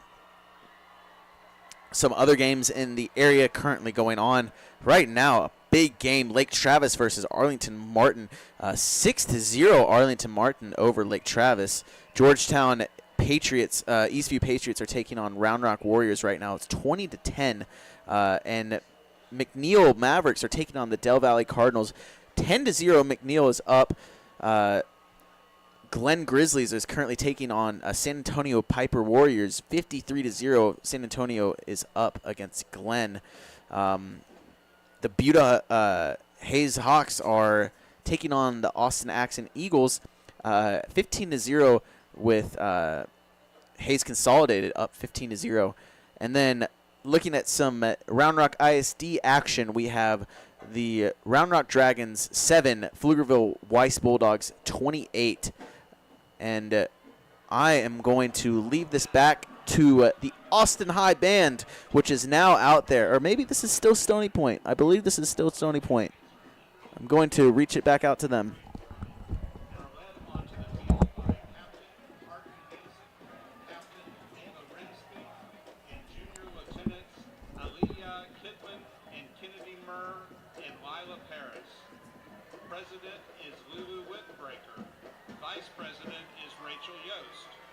Social officers are Nella Harvey, Zoe Honeybloom, and Brooklyn Reeves. Spirit Girl of the Week is Ellie Butterworth. And the Red Jacket of the Week is Maggie Dwyer. Tonight the Red Jackets will be performing a palm routine to I'm Still Standing by Sir Elton John. Ladies and gentlemen, your Austin High Red Jackets.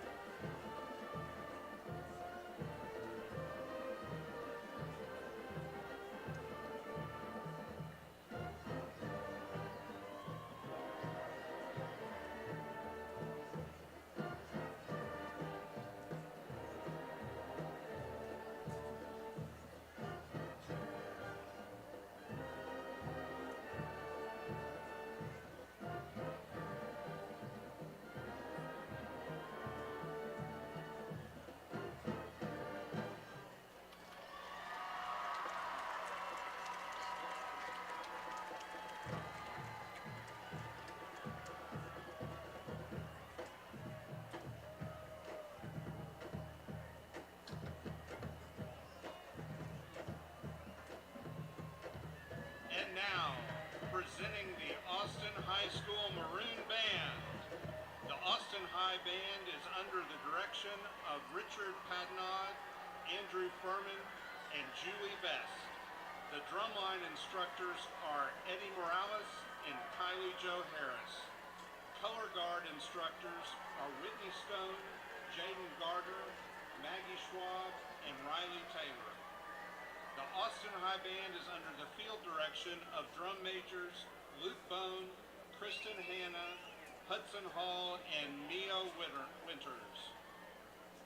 Our section of the week is the mellophones. Our marcher of the week is A.V. Lee from the flutes. Tonight we will perform our UIL show entitled Get Lost, featuring music from Aaron Copeland's Outdoor Adventure, Symphony No. 6 Pastoral by Beethoven, as well as In the Mountains Rising Nowhere by Joseph Schwantner. This evening we will be performing our pre-show and opener, featuring soloist Justin Garza on flugelhorn and Sarah King on clarinet. Saxophone quartet members are Cam Larry on soprano, Leilani Molina on alto, Hudson Hall on tenor, and Joaquin Torres on bari. Featured twirler is Anna Lilly. We would like to give a big shout out and thanks to all of our many parent volunteers throughout the season, especially those who helped us during summer band. We could not perform without your support. Ladies and gentlemen, the Austin High Band.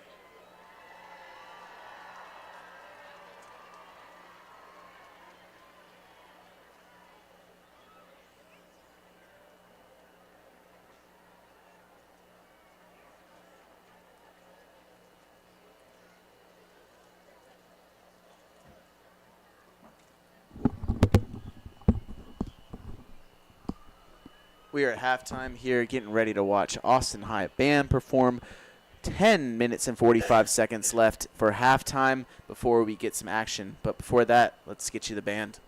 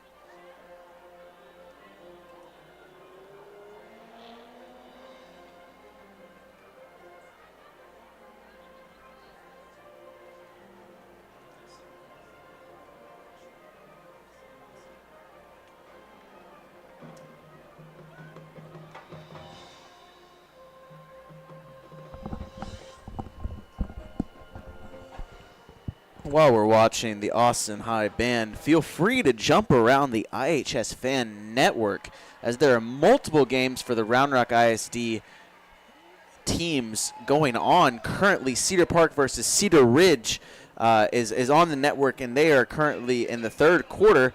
We also have the McNeil Mavericks versus the Del Valley Cardinals.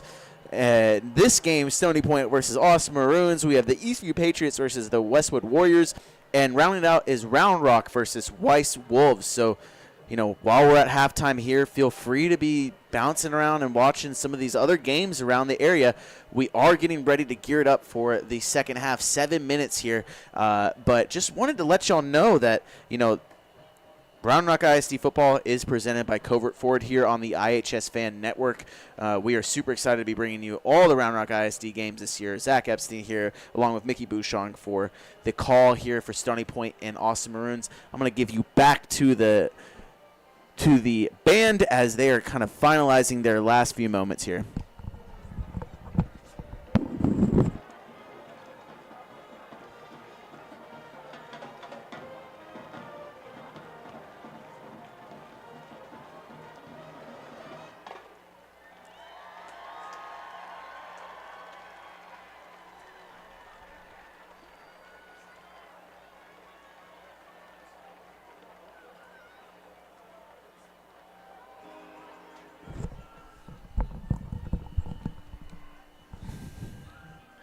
So we are back here, Coach Bouchon.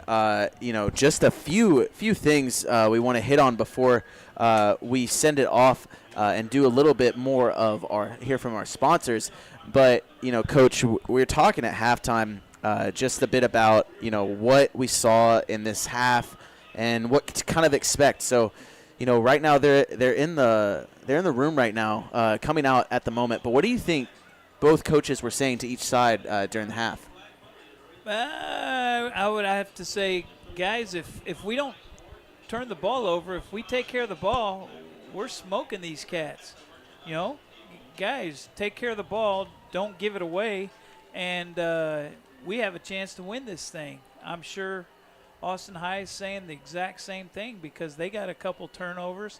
If it weren't for the turnovers on either side of the ball, this game might be out of hand one way or the other, you think? Oh, absolutely. I mean, the Tigers and Austin High got some key stops with their backs against the wall.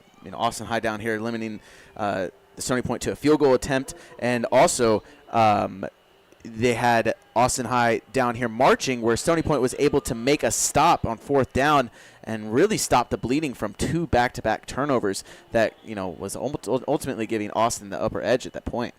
Yeah, they caught up, tied it up, and then they were about to take the lead, and Stony Point really stiffened up and said, nah, that's not going to happen right now. We're going to take care of this thing. We're going to get the ball back. The offense ended up taking a few shots, didn't do anything with it right before the half, but at least they stopped it, and we're at a 21-21 tie. Yep. It's been 21-21 for a while.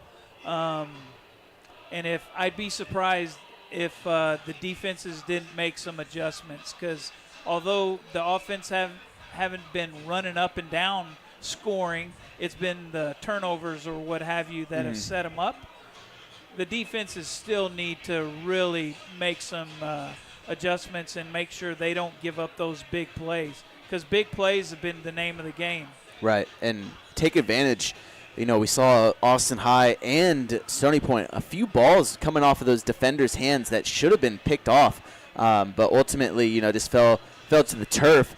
There's an old saying in football, there's a reason some of these DBs are on defense and not on offense catching the balls.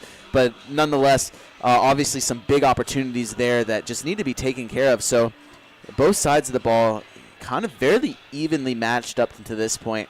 I don't see... there's obviously a few players on each side of the ball that are making some big plays.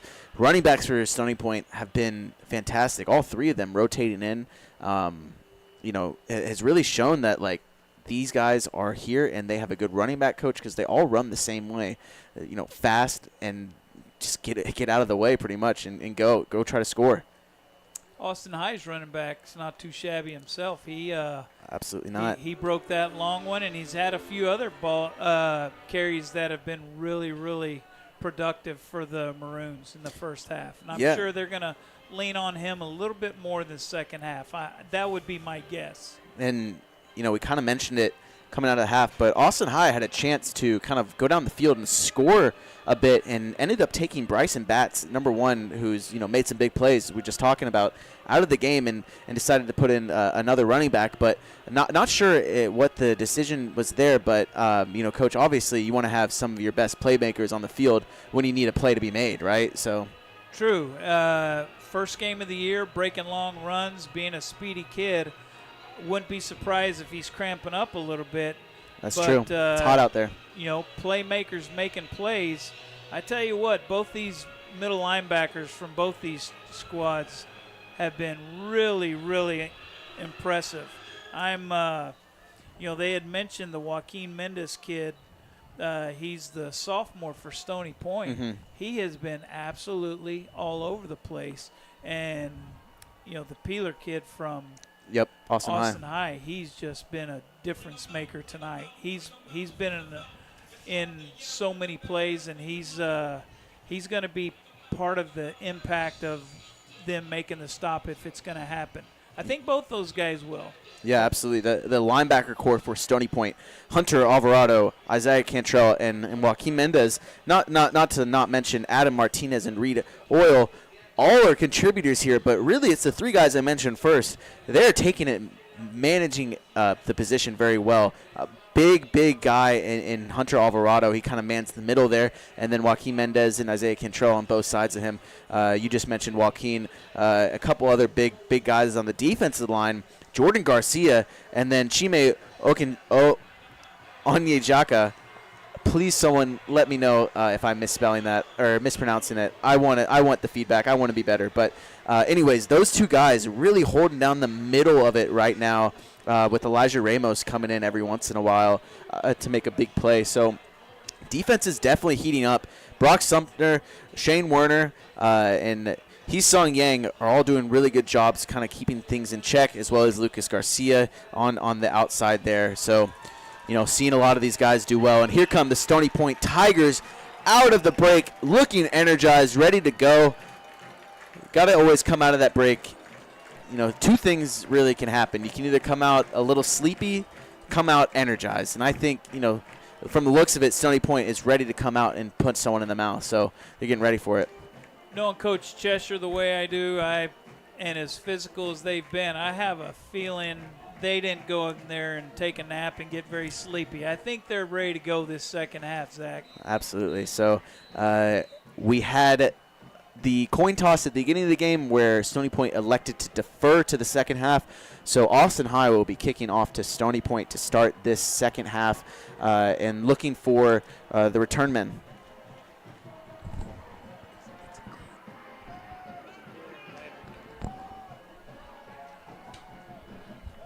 So looking at that, we are going to see the kick and a good return team so far.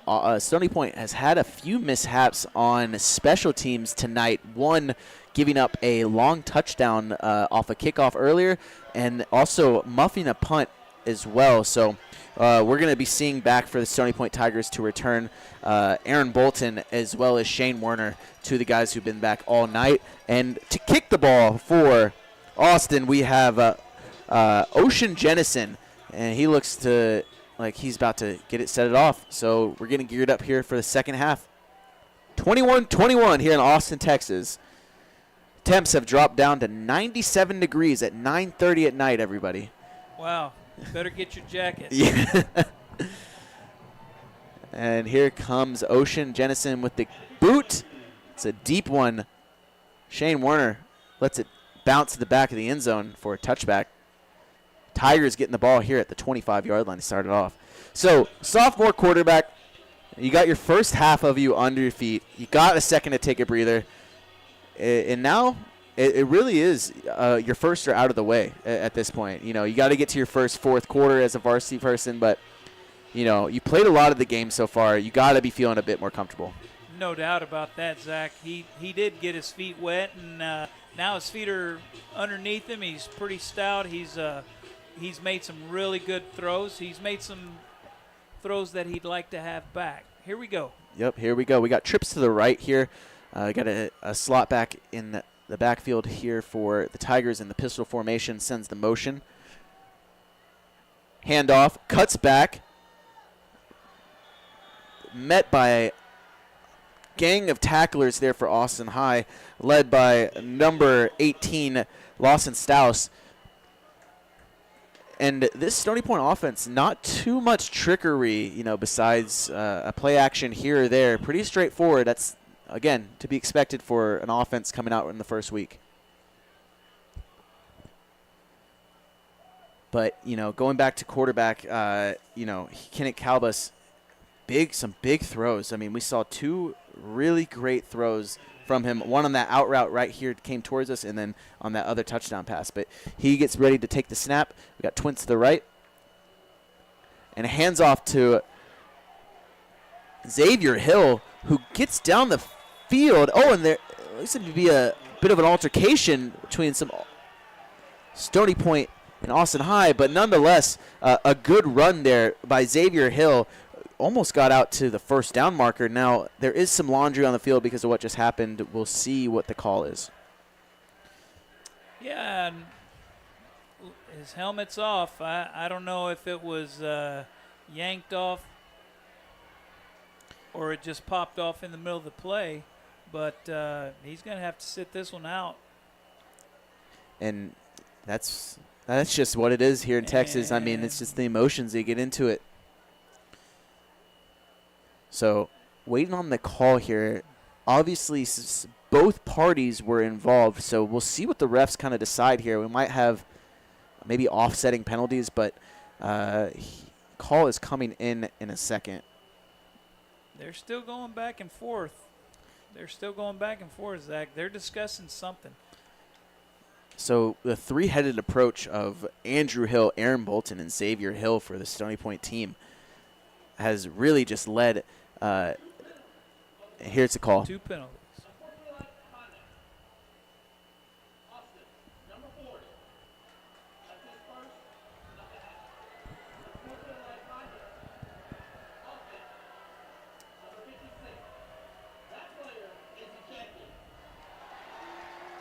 Well, number 56 just got tossed, Zach. Yep. And that's a big blow because that's Matt Inugu, and I apologize about butchering the last names again. Please correct me if I'm wrong. But number 56, Matt Ngunoa, was ejected just now. So we have another offensive lineman coming in for the Stony Point Tigers.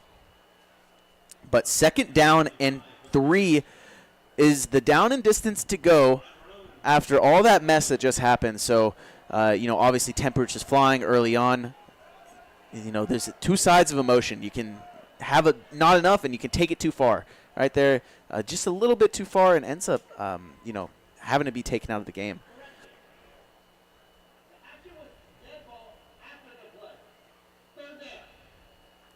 Correction, third down. Craziness happening going on right now, Coach. Yeah, let's get things back to a little bit of high school football instead of all that nonsense. Hands off and driven to the ground here. Good gang tackle again by that defense. Last one off the pile, number 44. Number 44, we're Wheeler. just gonna have to do something about that guy. He keeps showing up. Him, and then also looks like Andrew Nelson was on the play. So Stony Point to punt here. Noah Lopez to take the snap and boot it away. They are at their own 31-yard line, so expecting a punt here. Snap is good. Oh, looks like it may have been blocked a bit, but number 4 picks it up. Brendan Benu for the Austin High and gets dragged down at the 45-yard line. So great field position. Yep. Tigers going to have to come with it right now. We need to get this thing back under control. We lost our control of our emotions a little bit. Got one of our linemen kicked out of the game. And now we've got to take care of this situation right here. Giving them a short field. They're on the plus 45, it looks like.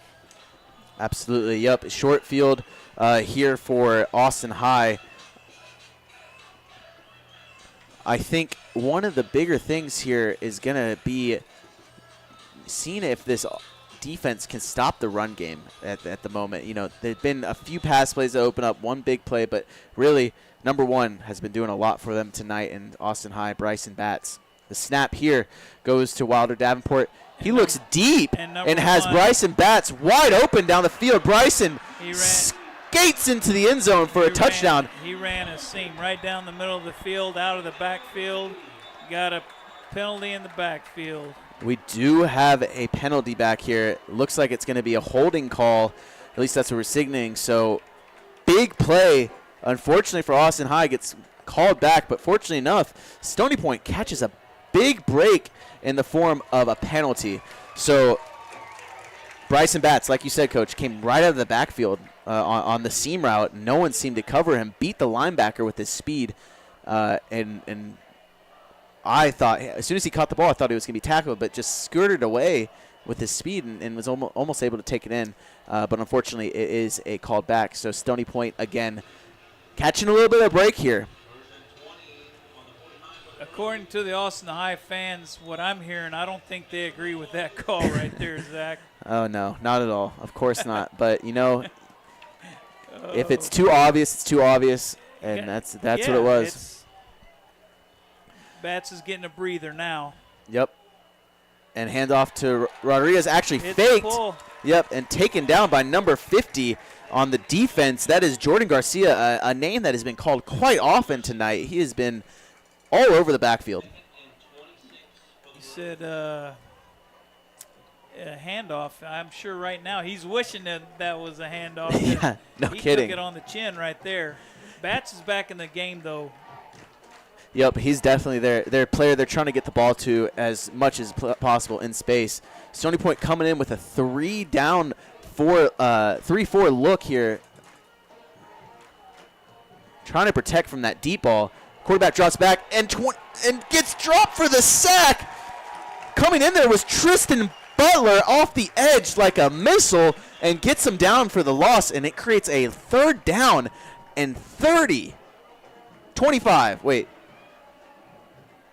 No, 3rd and 30. I am not mistaken. 3rd and 30. So this defense back, the DBs are backing up as the ball is on the 29-yard line. Their heels are at the 50.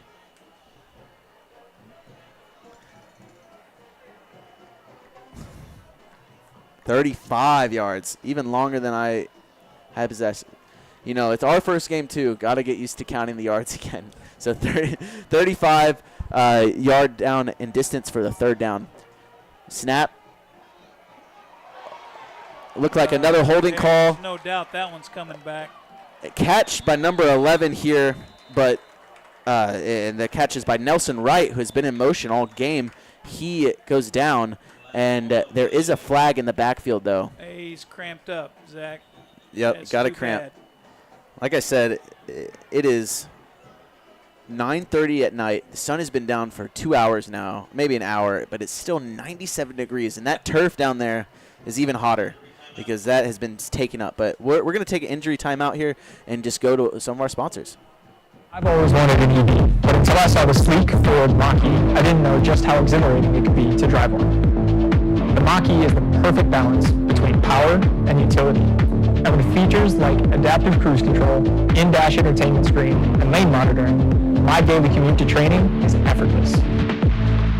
If you're looking to make the move to the Mach-E, visit Covert Ford in Austin, where you'll become part of the family. CovertFord.com. Bush's Chicken is a proud supporter of area schools, athletic programs, and booster clubs. With stores in Cedar Park, Round Rock, Georgetown, both North and South Austin, and our newest store serving Pflugerville and Hutto. Bush's serves the Texas standard in real hand-battered fried chicken and crispy tenders, tasty rolls, and that famous Bush's Chicken. Welcome back to football, y'all. It is that time of year again, my favorite time of year. No more watching baseball. No more watching basketball. It's all football all the time. And we have Austin High getting ready for their 3rd and 35. Davenport takes the ball, throws it out to number 3, catches it, makes a couple guys miss, but ultimately gets dragged down to the ground with an aggressive tackle by number 22, Isaiah Cantrell. And a big answer to Austin High here, Coach. And so a big game out in Dallas that we're looking at, Coach. We just checked the score. Claude Mathis's DeSoto Eagles are getting after the Allen Eagles. Looks like it's 25-7 up in DeSoto for one of the most anticipated high school football games of the year. The game's being played at Allen. Yep. They got on the road. Claude told me he said his boys are going to be ready, but he said Allen is really, really good. So it'll be interesting to see how that, he's the defending state champ, and he's in that district with the other state champ in 6A with Duncanville. So yep, there's some good football. Yeah, they a lot of people up in that area call that district with Cedar Hill, Duncanville, DeSoto, the little SEC. Yeah, that makes sense. I mean, great football everywhere in the state of Texas, but Dallas definitely has some good teams. So Austin High taking the 4th down here, punting, almost gets blocked, but he makes it to where the ball goes all the way outside. So Warner to take the ball out doesn't get much here, but still Stony Point will be starting at their 39-yard line.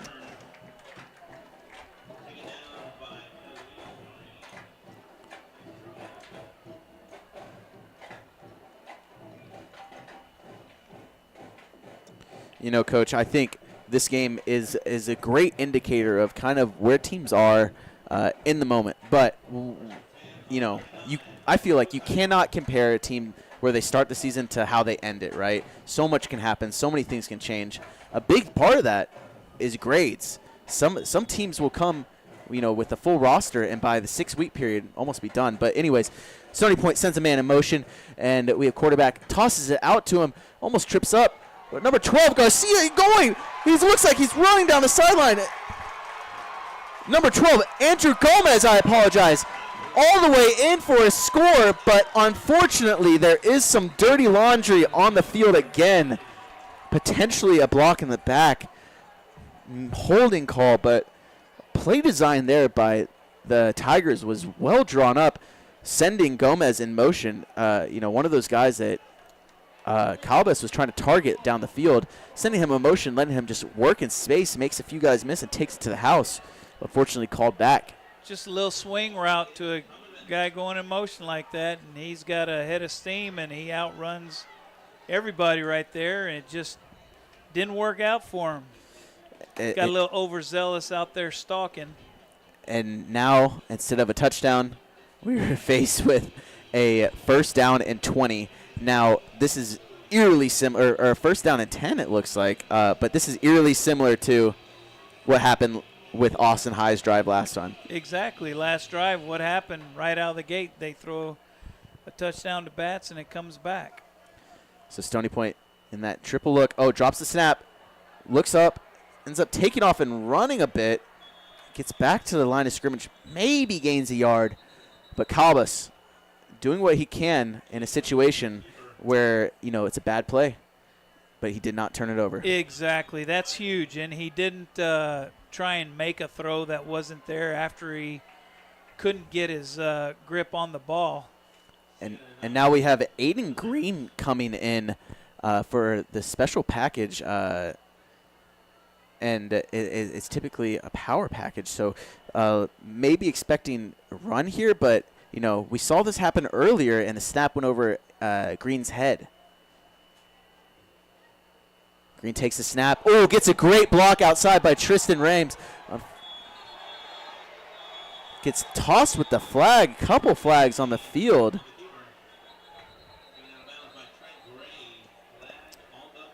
And it looks like another member of Austin High is cramping. A lot of cramps out there today. But I can understand it, Zach. I can understand that. It is warm out there, and these kids are playing hard. Absolutely, and a big block on the play by Tristan Rhymes potentially could be a targeting call. I'm not sure what they're going to call here. It looked clean to me. The only thing I could have saw was maybe helmet to helmet.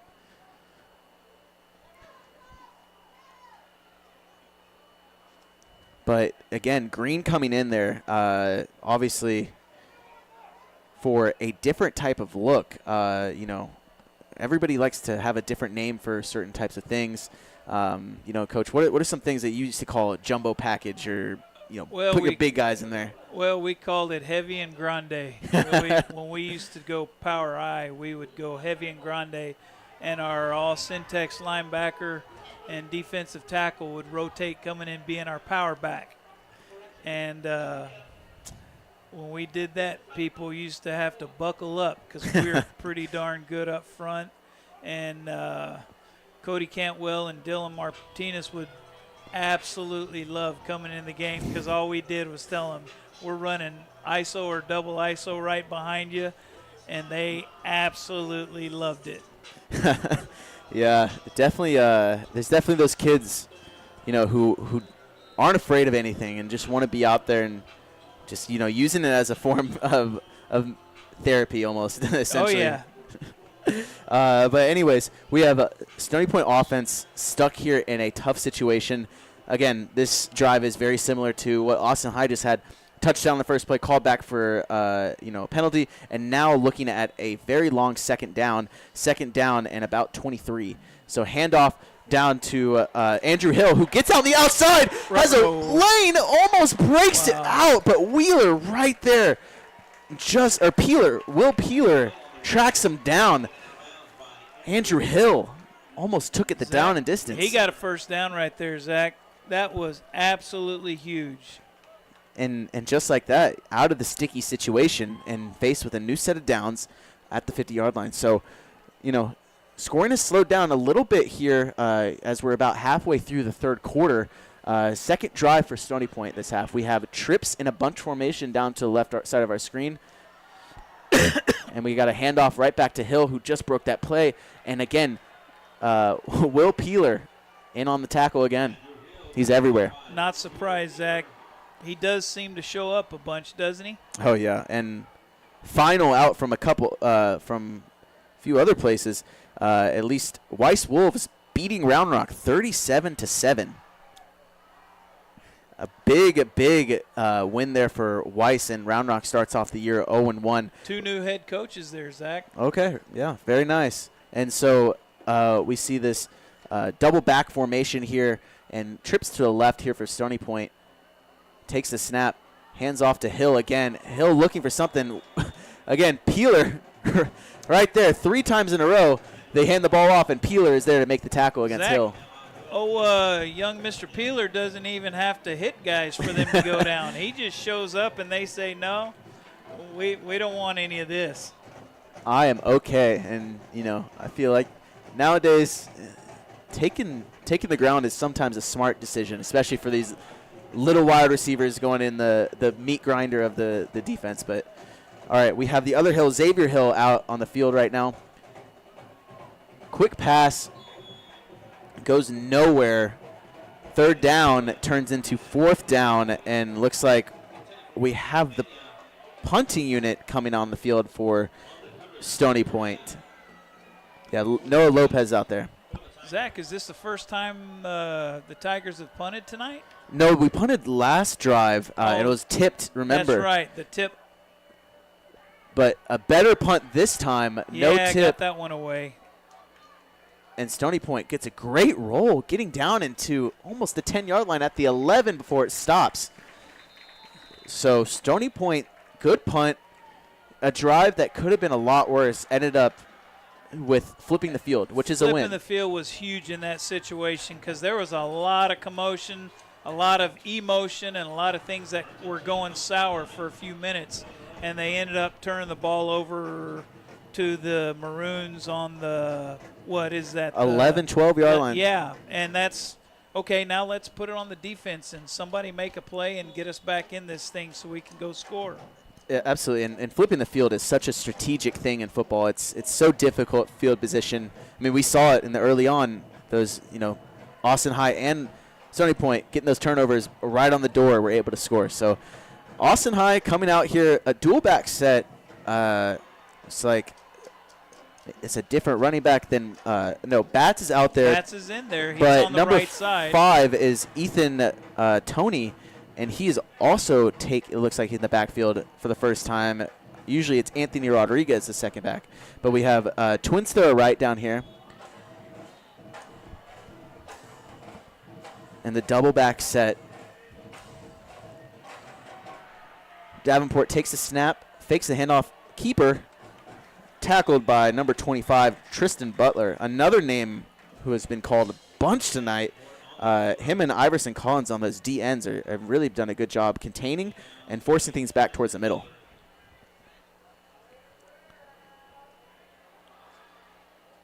So 2nd down and 8, a short gain there. Defense trying to pony up here and get a big stop. Austin High moving some guys around, and we got twins to the left. Snap. Hand off to Bats. Jump cuts. Tackle by none other than the leader of this defensive unit, Chime Onyejaka. Zach, this is a big play coming up right here. Yes, that was a gain of about 4. So 3rd down and 3, or about 4 right now for this Austin High. If they can stop them and make them punt, they can get a little something going on offense, I do believe. Right, because they flip the field, so this punt would have to, travel a long distance for it to flip the field again. We would more than likely have the ball on our own side of the field. So Bryson Bats behind quarterback Wilder Davenport in the pistol formation, trips to the right. Single receiver to the top of your screen. Hand off to Bats. Tackled. Looks like it's going to be short. 4th down. Wow, 4th down and about 1 here for the Austin High Maroons. Their unit is staying out there.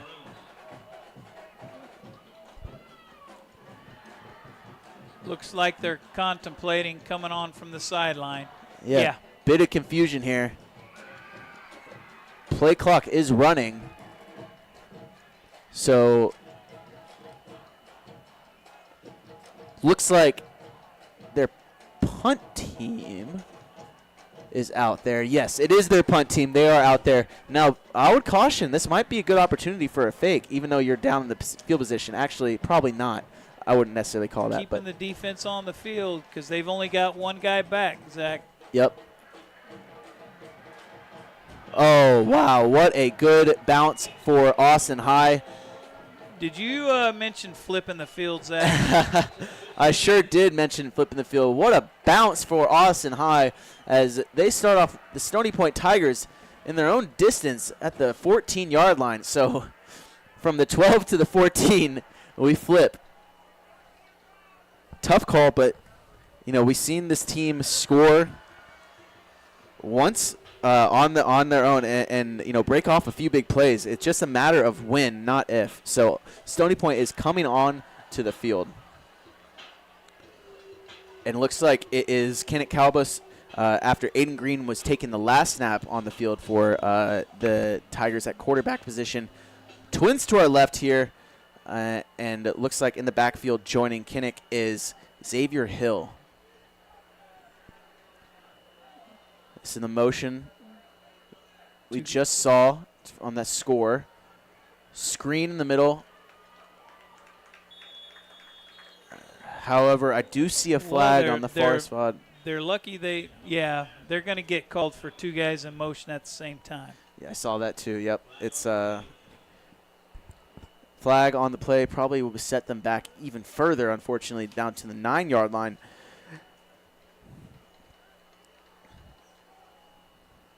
It's early in the season, so like we've said multiple times, this is what we kind of expected. A lot of mistakes, coming from a young team as well. Okay, looks like we have a breakdown with the officiating crew because there's still a flag down over on the 10-yard line, and they're letting the kids go. Okay. Just a little slower. It's their first night, too. Sure. Maybe they were just doing some explaining to the other coach so they all know what's going on, all on the same page. Absolutely. It's a little easier to see things sometimes from up here than it is down there. Agreed. And we were talking about that before the show. No doubt. Stony Point offense here in a tough situation. First down, though. First down and 15. Kenneth Calabas hands it off. Ooh, busted wide open. Number 21. It looks like Aaron Bolton gets a good chunk of that back and more. We're second down and about 3 or 4. So pretty sure that was Aaron Bolton on the play. Unless it was Xavier Hill. No, it was Xavier Hill. Apologies. All the numbers look the same. Andrew Hill is number 20. Aaron Bolton is 21. And Xavier Hill is 24. So they are all rotating in and out of the backfield. And we have Kenneth Calabas with trips to his left. Hands it off again to Xavier. Gets met right in the middle by a large amount of Austin High team members. And number 18 in on the tackle for them. Yeah, he took one in the chops right there, Zach. That was a pretty good lick he took, and he's coming off straight to the sidelines trying to shake the cobwebs loose. And no kidding. And looks like they are putting Kenneth Calabas on the sideline for Aiden Green. So short down and distance situation, right here, you think this is more of like a wildcat situation where they power it down the throat. I would say that. He's a thick-looking quarterback, and he's a little bit bigger than. Right. Maybe can handle those shots a little bit better. Yeah, and if you're sophomore, if you don't want to take a chance on him taking a shot, you go with the older kid and let him go out there. Yeah, absolutely. And I don't think we're going to cut to a commercial break on this one. You bring up a good point, Coach, about being able to see better up in the booth. You know, we get the privilege today. Luckily, we're in the AC. We were told we might not be in the AC, so we were preparing for the worst. But luckily, we were able to get in the AC. And looking above, we mentioned it. You were on the field as a coach, but you like to be up in the box, right? Yeah, I wasn't the last, I would say, 19 years of being or 18 years of being a coordinator. I was up in the press box calling plays. I didn't call plays from the field. Right. You can just see more. You can see what the defense is doing a little bit better. And I feel that way. And here we go. We're back at it. Yep, we got Aiden Green back there, sends a man in motion and follows him and gets a good little bit, enough for the first down. He gets tripped up pretty big again by Will Peeler, who's got to have at least 10 tackles by now. So Aiden Green does his job, gets that short yardage in that situation. No doubt. And when you have a quarterback you can count on for that, man, that's great to have in your back pocket. Especially because you got a younger guy who, might not want taking those shots right now, but also gives him a break. Even if he wants to, he's still a sophomore. Right. You and I were talking about the off seasons and the years in the weight room. That's going to come, but it's not there yet. Big bust by Bolton right here. Gets slowed up by his own man, but gets taken down by Trent Gray way past the sticks at the 42-yard line, or at the 47-yard line. So great run by Aaron Bolton. Again, all three of these backs very, very capable of being able to bust these big plays.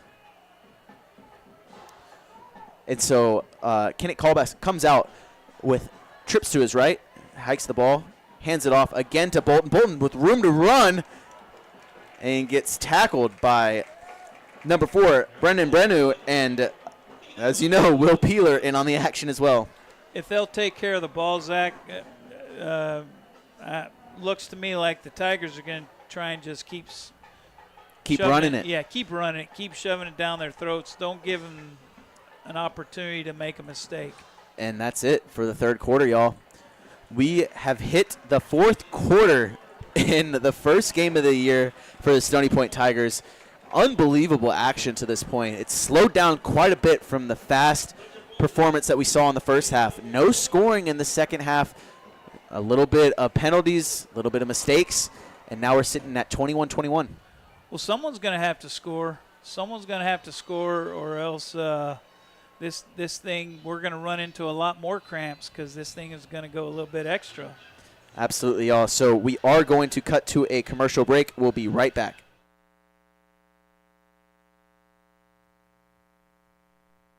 RJAC Pressure Washing, Epoxy and Stain. Veteran owned and operated, serving Central Texas. For the last 10 years, residential and commercial services available, here for all your decorative flooring needs. Call us at 512-593-8567. That's 512-593-8567. Welcome back again, y'all. So Stony Point's been running the ball very well. We are in our fourth quarter. We have Kenneth Calabas's first fourth quarter snap as a Stony Point Tiger in the varsity uniform, hands it off. Again, wide open, busting it wide open. Aaron Bolton just running with his feet, his head falling over heels. He's just going forward. Keep rolling up those first downs. Austin High is going to get tired of it. They're definitely getting worn out. I see some hands on the hips. It's hot. We've seen a few players go down already for cramps. So that just shows, hydration is super key, but also there's not much you can do about it. Another handoff to Bolton. He's been a workhorse this drive, bouncing off tacklers. He gets driven down by number 0, Khalil Green, who's been on plenty of tackles today, as well as number 9, Matt Malone.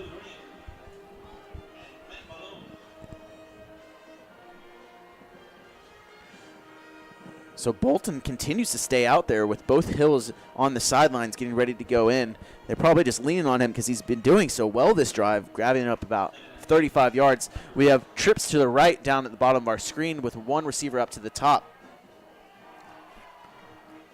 Kinnick hacks the ball, throws the ball out, hits a receiver in the hands and goes right through them. So we haven't seen too many deep balls, too many throws from this team this half, but we did see a lot of that closer to the second half. So, wondering if that might heat up a little bit towards the end of the game.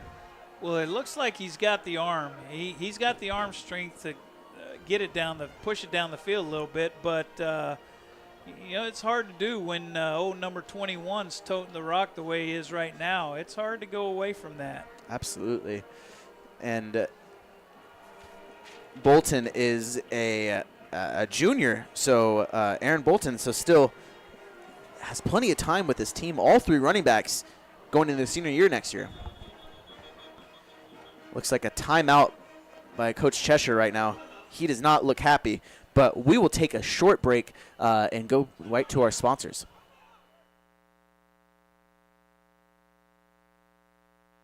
Poker Club is a members-only card club offering a wide range of daily and tournament gameplay. In Round Rock, just off exit 251 on I-35, the Lodge now boasts the largest card room in Texas with 82 tables, comfortable chairs, and 40 75-inch TVs. The Lodge provides fully trained dealers and on-site security with state-of-the-art camera system to ensure the comfort and safety of our members. Open 24 hours a day. More information at thelodgepokerclub.com or call us at 512-614-4045. We are back here for some football again. Coach, we were just talking about it while we were in commercial break. Players are not always going to be out there when you need them to be out there, and that was apparent right there. So Stony Point is in the ace formation pistol with Bolton still out there as running back, and got receivers split out to both sides. It is 3rd down and 10. Kinnick drops back the pass. Has plenty of time. Runs the ball. There's plenty of room to work. Makes a move and gets it just enough. Look who comes up and makes a big hit.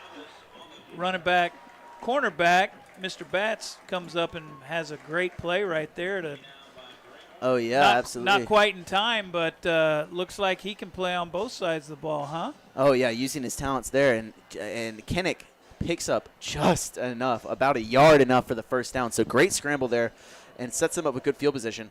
Handoff now to Bolton and looks to get something going. And, touched immediately as he got to the line, but falls forward for about a 4-yard gain. Yeah, playing both sides of the ball is something that, you're called upon quite a bit in high school to do, especially whenever you're forced to, start a bunch of sophomores. And when you're fortunate enough to be as athletic as number one, of course, young Mr. Batts over there, he can obviously do some things. And tackle by number 40 right there, Patch Hubert. He gets in there for a stop, which did not go for any yards there. So 3rd down and about 7 here for Stony Point, right on the cusp of field goal range, depending on your kicker. If you trust them, maybe, but you'd love to get a bit closer for a first down, touchdown, obviously, but field goal just to be a little safer.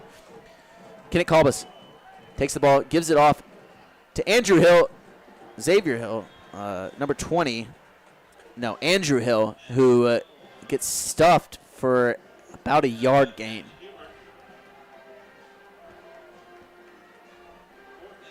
So ball is at the 29-yard line of Austin High, and the field goal unit is coming out for Stony Point.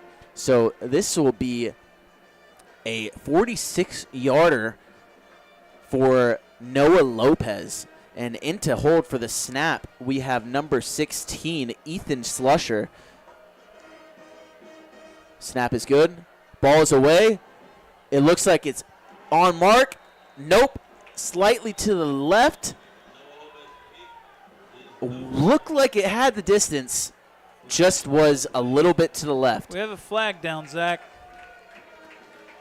We have a flag down. Did you see what it might be? Roughing the kicker? I did. I was trying to follow the ball and didn't do too well on that either. It's all good.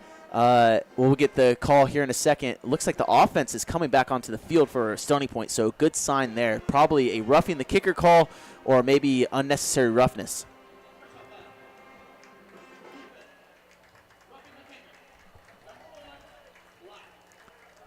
Roughing the kicker. A nice bailout for this offense as they take the ball down to the 19-yard line.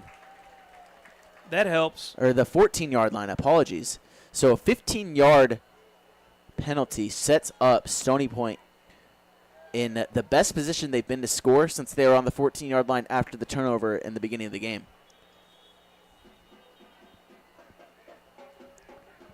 Looks like we might have a timeout here. Yep, timeout by Austin High.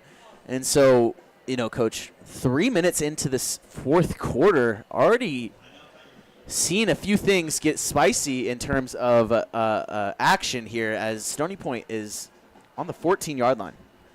Yeah, they're having a hard time stopping the run. That's where, in my opinion, this thing has turned. Number 21 getting out there and just running roughshod through him, and he's running hard. Yep. But they're getting a little bit of a push, and they're getting just enough going. And with them running the ball and not turning the ball over, it comes back to that. It's going to be a new running back this time who's going to get a chance. But as long as they don't turn the ball over, they're moving it. Absolutely, yeah. Andrew Hill back there right now. He's taken over from Aaron Bolton. Not sure what the split is in terms of who gets to be in for what, if there's certain plays, but definitely good situation here for Stony Point. One receiver down to the bottom of the screen, sends a man in motion, Kinnick, and hands it off to Hill, who's got a wide open lane. It looks like he pushes it out for a 4-yard gain. And, Coach, I was just thinking this. I have not seen them run in between the tackles too often here for Stony Point. It's mostly outside or a zone read, right, or zone play, right? You want to run in there with number 44 staring at you? Absolutely not. He made the stop right there, and it was off tackle. He had to dive and make a tackle, but it's just been rough sledding inside. Absolutely. So trying to find what they can on the outside, and big number 70 for us, Jason Izadi, is a great blocker right now. And handoff falls forward, and this is Andrew Hill. He falls forward for about a yard. So we have a 3rd down and 5 from the 9-yard line. Definitely in field goal range. Almost put it through on the 46-yarder, but now we're 15 yards closer, 20 yards closer.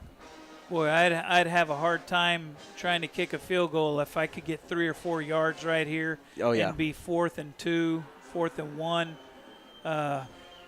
after that. But it's 3rd down. This is a huge play for them. Yep, 3rd down, big play. Wouldn't be surprised if they ran same play Andrew Hill over again.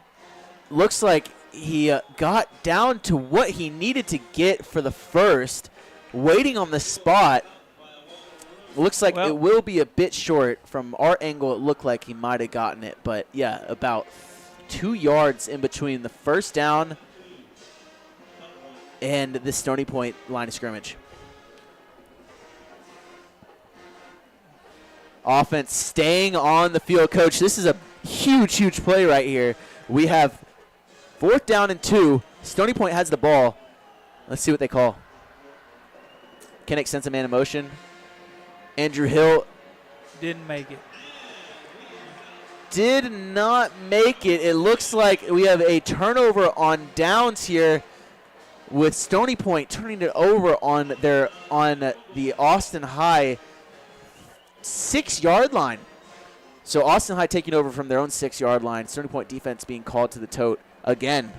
Now they're going to have to make a stop that can completely turn the game around. They're going to have to come up with something to get them the ball back real quick, because the offense wasn't quite able to punch it in right there.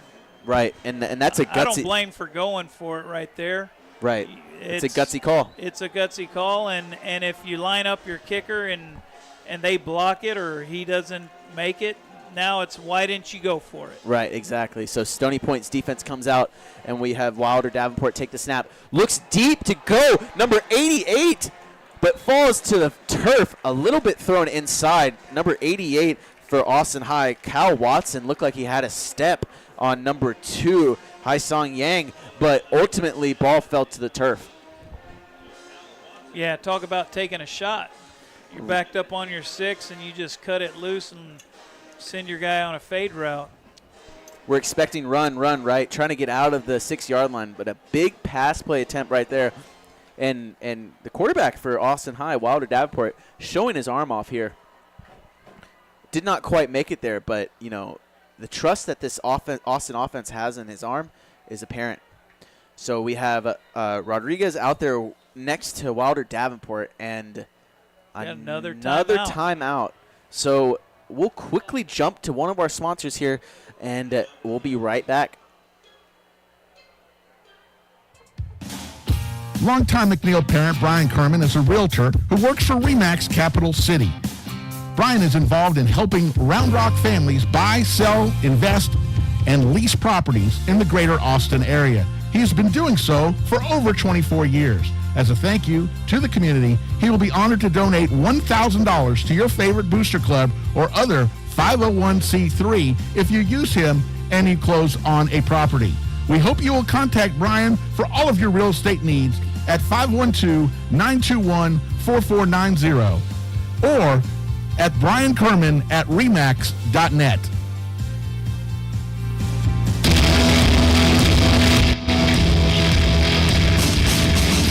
All right, we are coming back into it once again. Stony Point is held for the timeout in Austin High, and a few other score updates for us today. We have Austin High, we have we have the Eastview Patriots and the Round Rock Westwood Warriors. The Westwood Warriors are up 34-20 there.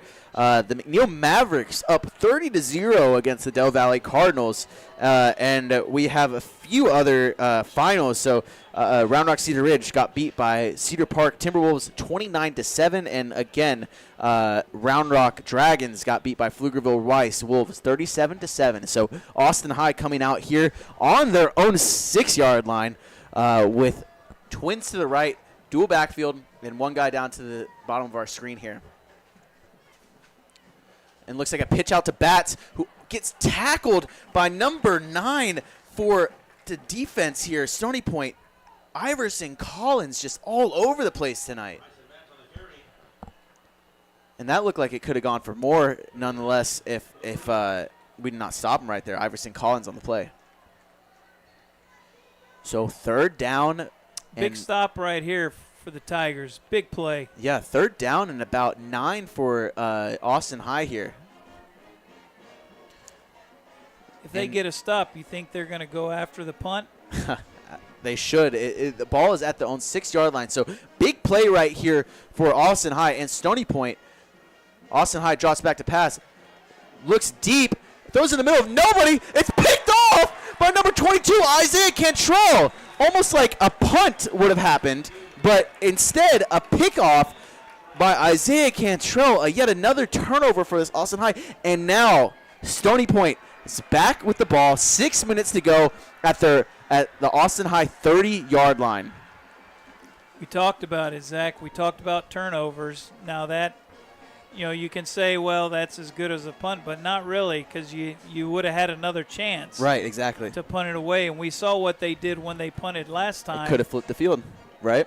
So, yes, turnover there. A nice return, too, by Cantrell. So, good job by the Stony Point defense getting off the field on that tough third down situation where they're back down in their own 6. Hand off to Xavier, and Xavier Hill does not get back to the line. Has a bit of a tackle for a loss there for about 3 yards. And again, number 40 is in on the play for the defense, Austin High, Patch Hubert. Zach, when are they going to come back to the bootleg that hit the drag wide open those couple times? That I just see that coming sometime soon enough. Oh, yeah, absolutely. And another offensive line looks like has to come in. Number 62 trots onto the field, Travis Nutt for number 65, which I don't have on my roster, right? Number 65, 66, oh Scott my Mazzell. Goodness. He was absolutely wide open. Wide open on the field, and looks like just runs down the field wide open, and they kind of turned him loose and made a good ball, nice easy catch. And once again, number 14 comes exactly when you need him. He shows up. Yeah, Tristan Rhymes showcasing his ability to be that wide receiver 1 for this unit. He went and caught that back at the end zone fade to start off the game. He's there making big plays, and he's also been involved on what you talked about before, the drag plays, involved in getting him the ball along that route and letting him do something with it. 3 wide receivers out here today have made their mark. Andrew Gomez, basically taking that one in, unfortunately got called back. Tristan Rhymes with a touchdown for himself. And Joaquin Pena, he has done a great job too. They're throwing the ball to all 3 of these receivers quite often whenever they're not trying to run the ball with Andrew Hill, Aaron Bolton, or Xavier Hill. So right now looks like we are in another short break for timeout. And Zach, 2 of those guys we're talking about are sophomores.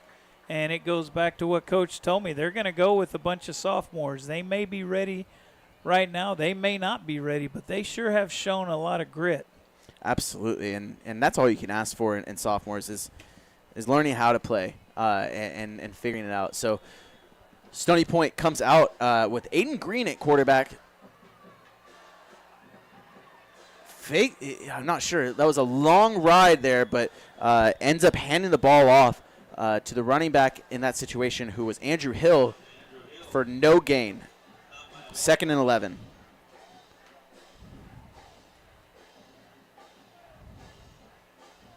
So looking at this, have 2nd and 10, similar situation in yardage to where we were in the first down situation last time. Did not get the first down. Would you kick the field goal in this situation, Coach, with everything that's happened? Well, being 2nd and 12, not here, but yes. In a 4th down situation. Yes, in a 4th down situation, I would definitely try and get the points because we're running out of time, Zach. Yep. Oh, and there it is. Bootleg. Bootleg out to number 18. Number 18 there. That is Alex Freeman on the catch, tight end. Taken down by Khalil Green. So, again, not much movement in the sticks here, or in the down marker. So 3rd down and about 10. See what they call here. Maybe they go to Tristan Rhymes in the back of the end zone like they did last time. And then down to the top of our screen, number 12, Andrew Gomez, is guarded by Bryson Batts. Kenneth Calabas takes the snap, rolls out.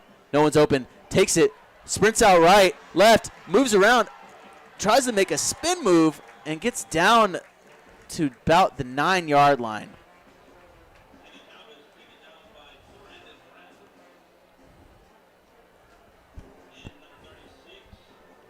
I tell you this, Zach, if I trusted my kicker to kick a 46-yarder like earlier, I definitely trust him right now to put it up and give us the lead and with 3:12 to go. Right, and it's a different situation. You know, last time 4th down comes around, you want to go up the big score, hoping that, you know, if you don't make it, your defense can make a stop, and that's what happened.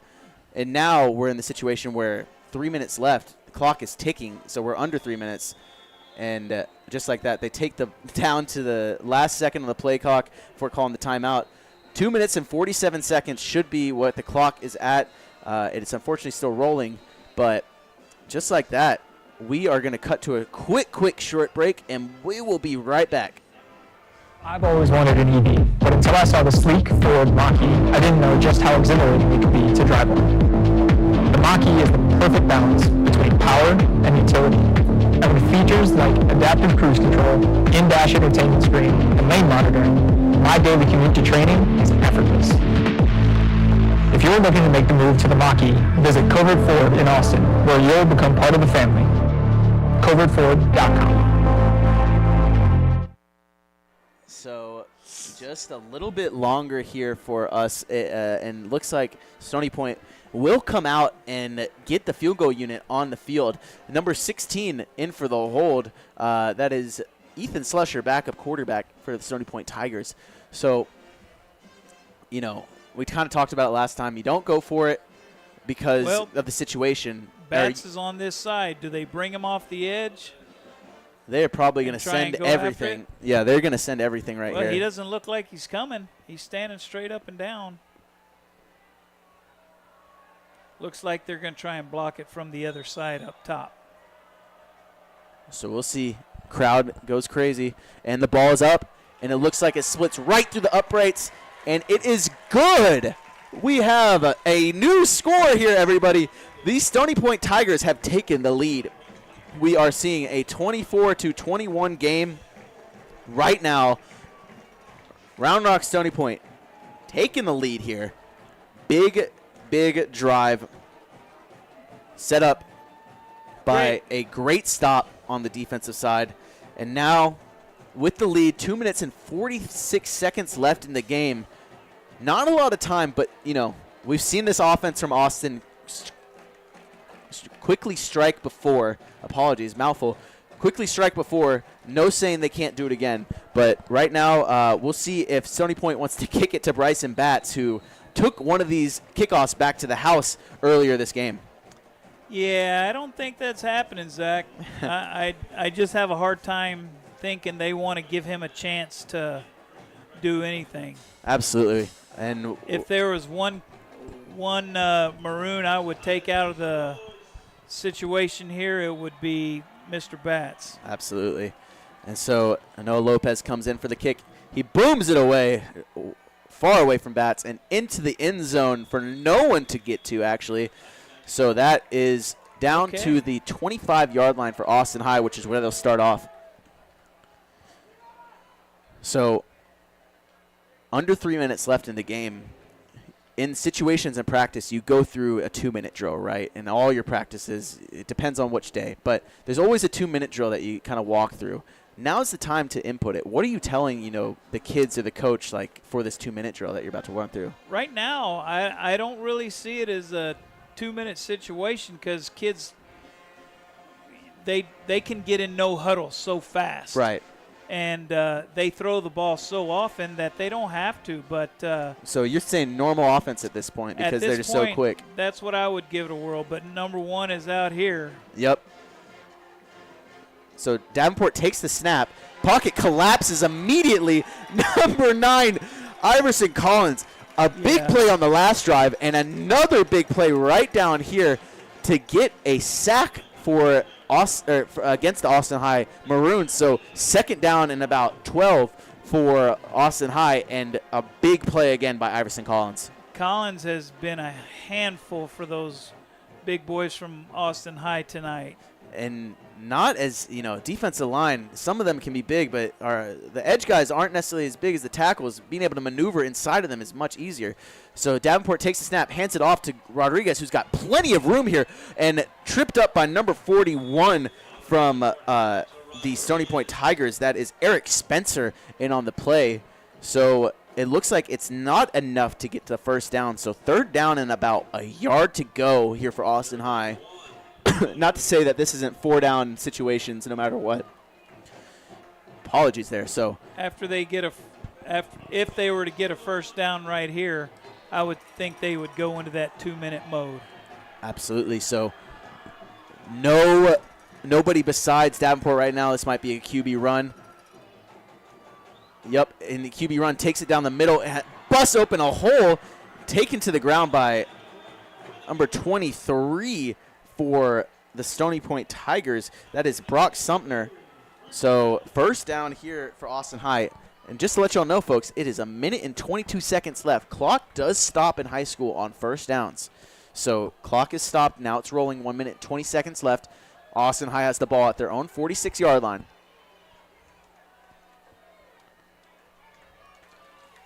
Davenport takes the ball, drops back deep, delivers a beautiful ball, but ends up being a bit underthrown. Unfortunately, going to be called for pass interference on Lucas Garcia for the Stony Point Tigers, setting up Austin High for a 15-yard gain from the spot of foul, or from the ball where the ball is placed.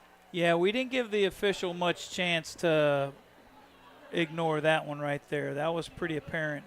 And it's tough because the ball was underthrown, right? So the receiver can look back and is seeing where the ball is, but that's not the first time we've seen that exactly tonight, right, Zach? So as a defender, it's tough. You're looking at the receiver, kind of playing them and looking where their reaction is, when they look up, when they go for the ball. It's tough when you can't see that ball coming from behind you because that situation happens.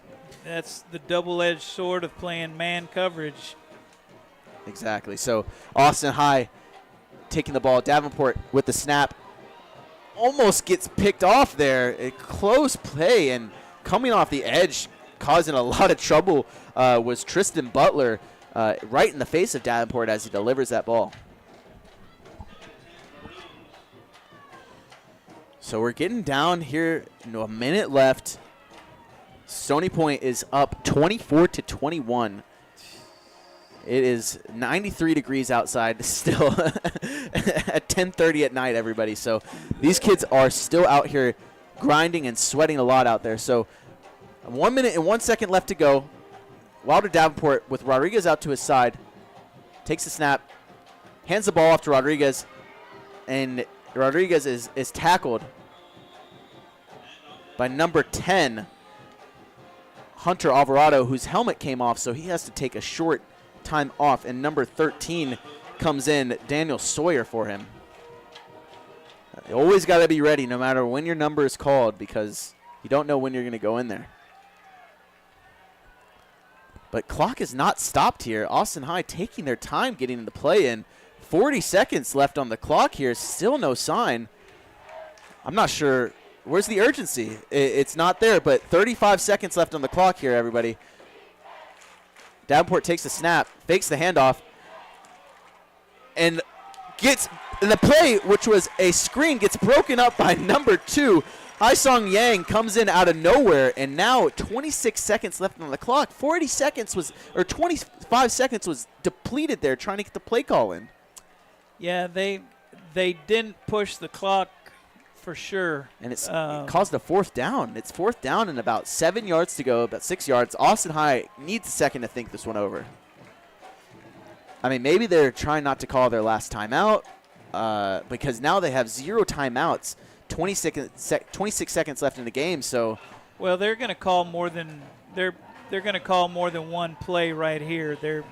They're not if you don't have a kid who can kick this field goal, which not many high school kids would even be given a chance, you got to call a play, make sure everyone knows after this play we're going to go straight into something else so we can line it up and run it and not take any more of that 26 seconds. That is very good context, and it's absolutely 100% true. And it's something that, they're going to have to go into very quickly. If they don't get the ball out of bounds here, they're going to have to line up to the ball immediately and either spike it or run the next play. But Bryson Batts to the right side of Wilder Davenport, who has trips to his left and a receiver at the top of the screen. I would send Batts right down the middle just like on the last time. Yep, just like Batts that. right down the middle, and it looks like a penalty call comes in. That will stop the clock for Austin High. Not sure what the call is going to be here. Potentially pass interference, but nowhere near the ball.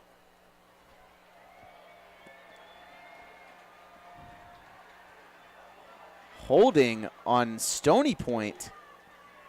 A critical call here. Which doesn't move the ball, but causes a first down to occur. So first down from the 25-yard line for Austin High. Well, they wound the clock right there, Zach. There's 11 seconds yeah, left. the clock is running right now. So 9 seconds left. They hand the ball off, and he gets down. There's no timeouts left. The game's That's how it's going to end. That's right it. there. That's it. That's the game. No timeouts left. So Stony Point gets out of House Park with a win, and we see backflip from the team. So sorry, folks, I'm a little in shock here. That was a very interesting way to end the game. We'll recap it real quick. So Austin High gets the penalty call, gives them the first down. They had plenty time to run killer. Right, they could stop the clock. However, so the penalty was called, and the clock immediately began to run once the ref placed the ball down. So Austin High decided to run the ball with no timeouts left on a running clock. And it was a first down, so they Right. could have just Clocked it right there and had 20-some-odd seconds. to figure out a play. But so interesting. Game one. Right, Zach, exactly. And certain things from the kids, the coaches, everybody's going to learn I'm from it. sure the band director has things he needs to fix after that he wasn't thinking about that he needs to take care of. So it's just stuff that they, that they may wish they had handled a little bit differently. I'm not sure. Absolutely. And now, so Stony Point walks away 1-0 with a sophomore quarterback who played phenomenal for his first start, a defense who was called upon multiple times and answered the bell, posting a shutout in the second half. Yeah, with a bunch of sophomores on offense and defense. Right. So, definitely seeing that Stony Point is ready for the season. Super excited to be with y'all the rest of the time here. But going forward, that's really all we have. Coach, before we break here, I want to ask, what is the next step, right? Because a lot of viewers at home, they see, the game, and then they kind of, they send the kids off to practice. But Saturdays are huge for football because that's when you break down the film and you kind of reevaluate and get ready for next week. As happy as they are right now, they'll be every bit as frustrated with themselves with certain things, how they went. It's a process, and everyone talks about trust the process, building blocks, all those things. They're good for when you go to a clinic or whatever, but there's 100% truth in it. Right. They need whatever their next step is. They need to make sure they take that step forward instead of letting this push them to a step back. They had a young man ejected from the game. There's a lot of learning that'll be done from that. It may be in the form of sprints. Yeah, maybe in the form of just, hey guys, this can't happen. It may be not much fun for that young man or whomever, and he may not have even done anything to have it happen, but it happened. Right. So all I'm saying is there's a lot of learning that can be done from tonight, including that situation, because that was not good. It was at a real awkward time of the game for them. Right, absolutely. So, nonetheless, the work has just begun here. These kids have been putting in a lot of effort since summer has even started. So we get to see y'all next week out in Killeen, Texas on Thursday. So I'm pretty sure we're next week in Killeen, but we'll get back to you on that. Anyways, that's really all we have today here, folks. So it was 24-21 here for Stony Point as they get the victory and able to go all the way back home. We really wish you guys a great rest of your weekend and a great start to the football season. Hopefully next week we can be in under 100 degree temperatures to kick off. But other than that, we're going to give it a few to our sponsors before ending this stream. And then we'll be back to kind of capture off everything before we're finalized. So give us one last word from a few of our sponsors. I've always wanted an EV, but until I saw the sleek Ford Mach-E, I didn't know just how exhilarating it could be to drive one. The Mach-E is the perfect balance between power and utility. And with features like adaptive cruise control, in-dash entertainment screen, and lane monitoring, my daily commute to training is effortless. If you're looking to make the move to the Mach-E, visit Covert Ford in Austin, where you'll become part of the family. covertford.com. Visit Maze Street Boutique in Round Rock for all your shopping needs. Whether you're looking for a special gift or that perfect outfit that everyone will love, we have you covered. Come visit us in-store or shop us online at mazestreet.com. We appreciate your business and thank you for shopping local. You are listening to the Horn Webcast Network, powered by iHSFAN. If you're interested in advertising on or privately supporting this webcast, please reach out to us on Twitter at iHSFAN. All audio rights of this webcast presentation belong to iHSFAN, and any intent to rebroadcast or retransmit must have express written consent from iHSFAN. Okay, so that is it from us here in the box here from House Park, and we did confirm next week will be at Kelly Reeves Athletic Complex, so we will see y'all there versus Killeen. Ultimately, we will see a 1-0 Stony Point Tigers team, and we are gearing up for a great season with y'all. Super excited to take it off. Coach, is there any Coach, we just want to say last few things from our end. My name is Zach Epstein, and I really appreciated taking the time here. And then by my side today, Mickey Bouchon. Coach, is there any last words you'd like to say for the Stony Point Tigers? No matter how you spin it and look at it, they're 1-0, and they'll be happy about that. There are a lot of things they can take from this, but with all those young guys, I can guarantee they're going to be real happy about being 1-0 after tonight. A win is a win. So, folks, that'll do it from us here tonight. Really appreciate you guys joining us tonight. We will be continuing on for our coverage of the Stony Point Tigers throughout the season. This has been a presentation of Round Rock Ice